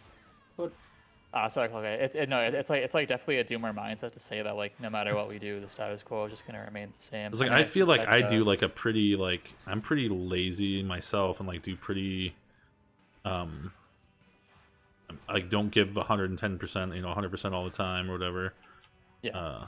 Yeah, I hear you. I mean, like real quick, Lucky, and I'll let you go. I mean, I would say that even with regards to like teaching vocational oriented classes in school, I would say that even like these classes would be more beneficial to helping people exist in their day-to-day lives than like what we're teaching them right now. I mean, I just try to think about like how many people don't know how to change the oil in their car or like do basic level like handyman work. I think that if people had a higher But yeah, but knowledge, like skill stuff set like on how to that do is like the exact same stuff that I was talking about, like YouTube and shit. Like you can literally like, I mean, I don't know. There's very, I mean, obviously, except for like super highly technical things, even those, you can pretty much find how to do everything you'd want to possibly do on YouTube these days. Yeah, but not everyone has access to internet. I mean, you know, we can That's we can look that's at these true, things yeah. as well. I mean, but if you don't have access to the internet, you at least maybe have access to a library. I mean, there's more ways than just having access not everybody directly. does. But even then, I mean, are you gonna drive all the way to the library to learn how to like change your oil? You know. I would say I bet Probably if you not. I bet Probably it well, not. right, but I bet if you looked at the actual data, I bet you'd find that the majority, the vast majority, I'm talking like 80 to 90% probably have at least, if not access to the internet themselves directly, have it within at least 10 miles, like that they could even get a bike or even walk to if they really want. And again, I know that's a higher barrier for other people, and yes, we should work on that, maybe with like public transit type things, which I'm not really a big fan of in general, but would be fine. I think that the buck stops with the person at the end of the day, and you can't force people to do things they're not going to want to do. As many programs as you put in front of people, it's up to them to get the benefit from it, right? And I think that we're just going to keep having these same issues no matter what we do. That's why the war on poverty hasn't worked. It's because eventually the buck stops at the people, and if you don't actually give the people real means to get above and beyond what their means are and what they have, what they're capable of, then you're just it's never going to get solved. Yeah. So, 10-second statement, Clock Eye, and then I'll let you go ahead. Okay. So I understand the phrase, you can bring a horse to water, but you can't force it how to drink. Yeah. I just think that we need to do a better job of bringing horses to the water in the first place. Yep. Yeah, that's pretty much all I was gonna say. I think that like people don't want to do these things, right? And that's the issue. I don't know how you change the population or society to want to do these things. It's a hard effort, right? You need to indoctrinate some people. Let's be real. You need to educate them, and you need to, I don't know, community outreach, stuff like that. Educate parents, so that they can educate their kids. Change society, so that society creates these types of people that we think are ideal, right? I mean, there's a lot that can be changed, right? This is where I get kind of authoritarian. I think like changing media, it's extremely destructive, right? I think there's everything that we're fed, right? Through our screens is extremely destructive to anything that we'd consider ideal for humanity. And I think that like if we want to address these things, we have to start addressing those things first. I don't know what the actual solution is, but people are just so content going on social media, liking random fucking shit post on Twitter and watching Fox News. and it's I way love too Fox fun. News. It's my favorite. It's just way too fun to just get that free dopamine, right? I I don't know. That's society right now. It's just a dopamine machine, and I don't really know how to get around it. I don't know, I just wish more people could be more led on the right path from the start. You know what I mean? Like from their home life and things like that. Like that's the biggest thing that bothers me the most. Is just like so many kids these days just get such a shit take from their parents. It's like it's just I don't know. Yeah, It's absolutely. tough. Like Yeah. I was pretty lucky. Like obviously you can't choose your family, but I was pretty lucky that I was raised in a family that was very very big on like personal responsibility and getting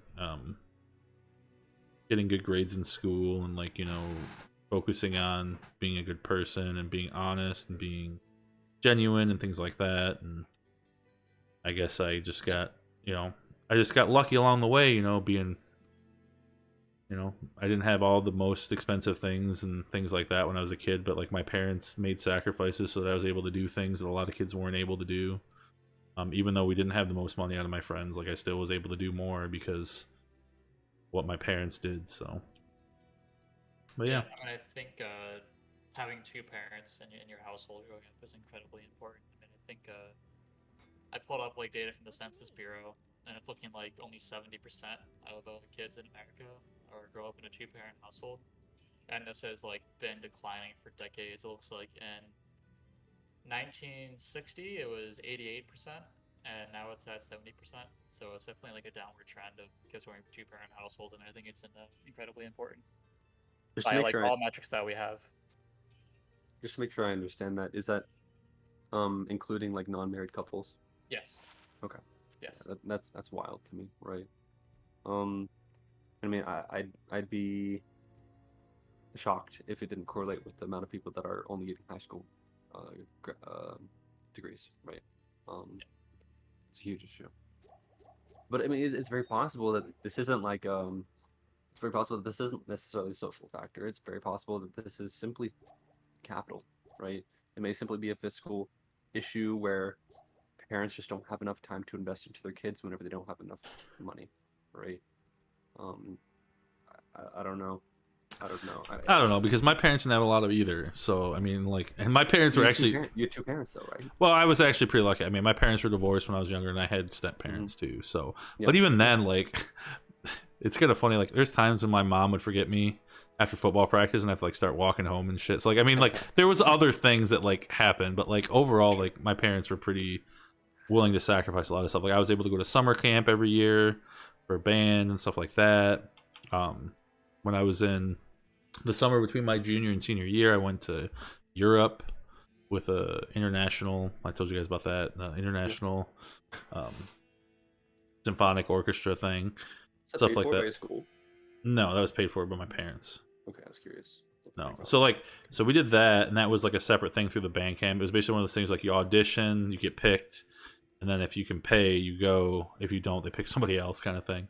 And then that same year in high school, or actually my sophomore year of high school, my high school band went to Hawaii. But that was like we had to fundraise for that and stuff, and that was like it was actually relatively cheap. I think it was like $1,500 a person to go to Hawaii for like 6 days. So that's actually pretty cheap. I mean, that was back in 2000, 2001. So it was right. It was right after 9/11. Ah, so you got 2 flights. Yeah. Yikes. No, that was the other one. No, that was right before 9/11, and then because I would have been a sophomore from 1999, 2000. Yeah, I don't remember. Anyways, it was either right before or right after, but I know that the Europe trip was right after 9/11. So, because it was 2002, so it must have been right before 9/11. But anyways, I think that like the state apparatuses that exist, or just like apparatuses of power that exist, have the ability to change people's mindsets on these issues, right? The whole like shit parent mindset or like the poor society mindset. all of these things I think can be changed, and they should be, right? I don't know. I really don't know. I mean, what are like kids shows like nowadays, right? And like back in the day, you had like Mr. Rogers and all this like really good shit. What are they like nowadays? Do you guys know? Because I know like they have like lots of cartoons and shit like that, of course. I would say they're a lot of just remakes and reboots, just with like shittier writing. Of like good shows, like shows that are good for kids. Some of them are development. good, but a lot of them are just bad. I think there's a lot of stuff we don't let our kids watch because it's just like Garbage, yeah. garbage. Absolutely. And then my wife's all against like a lot of the other stuff that's like all the woke shit, so she doesn't like that either. She's like, yeah. But So when that's your kids learn about trans people, I gotcha. yeah, well. She started watching the new Saved by the Bell. She was like, "Oh my gosh, they went woke on Saved by the Bell, the new Saved by the Bell." I was like, "Okay, whatever." But it was fine. Yeah. It's just very, very much more conservative even than I am. It's fine. People like her will go away eventually. I think that like I don't know, maybe the government should just be more focused on funding those sorts of things. I know specifically Mr. Rogers, he had gone from like Congress or some shit like that and tried to get like actual government funding. I don't know how common this is for like all kids shows, right? It's like a PBS thing, I think. PBS specifically? Yeah. Gotcha. I know they do they get like specific grants and things like that, and I know that was like one of the things I think like Trump like took away some of the funding for PBS or something like that. Because it's funded by government and then it's funded by like viewers like you. I did one of those telethons one time, and I remember it very vividly because me and my buddy, we were going, and my buddy's driving this van, and this homeless person in Detroit like comes up to the window or stopped at a stop sign or stoplight or something, and I'm like, "Mike, just go." He's like, "Why?" I was like, "Just go." And he's like, I'm like, "Nobody's coming, just fucking go. We're gonna get shot here." Because I was all paranoid we were gonna get like shot in Detroit by some just guy walking up trying to get money, you know. Who knows? Yeah. I had a lot of fun experiences in Detroit. I love Detroit. Sounds really fun being scared of getting shot by a homeless person. It's cool. Well, you gotta go there, man. It's fun. We go, you know, there's all kinds of concert venues there. There's like casinos there now. All kinds of cool stuff. Fucking leet. Maybe. Alright, I'm gonna end my stream here in a second, so I'm gonna mute myself for a minute. You're good. But I'll be back in a second. Yeah. Okie Thanks for having us on, Doug. I appreciate Yeah, it. thanks for coming on and hanging out and chit-chatting with me while I play Diablo. Yeah, man. Been fun. I'll be right back. Yep.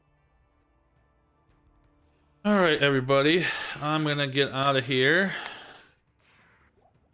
Oh, thank you for hanging out while I chit-chat with my buddies and play some Diablo and such. I'm gonna try to stream again next week. Probably. I don't think I will tomorrow. Maybe if I have some time, I will. Maybe I won't. But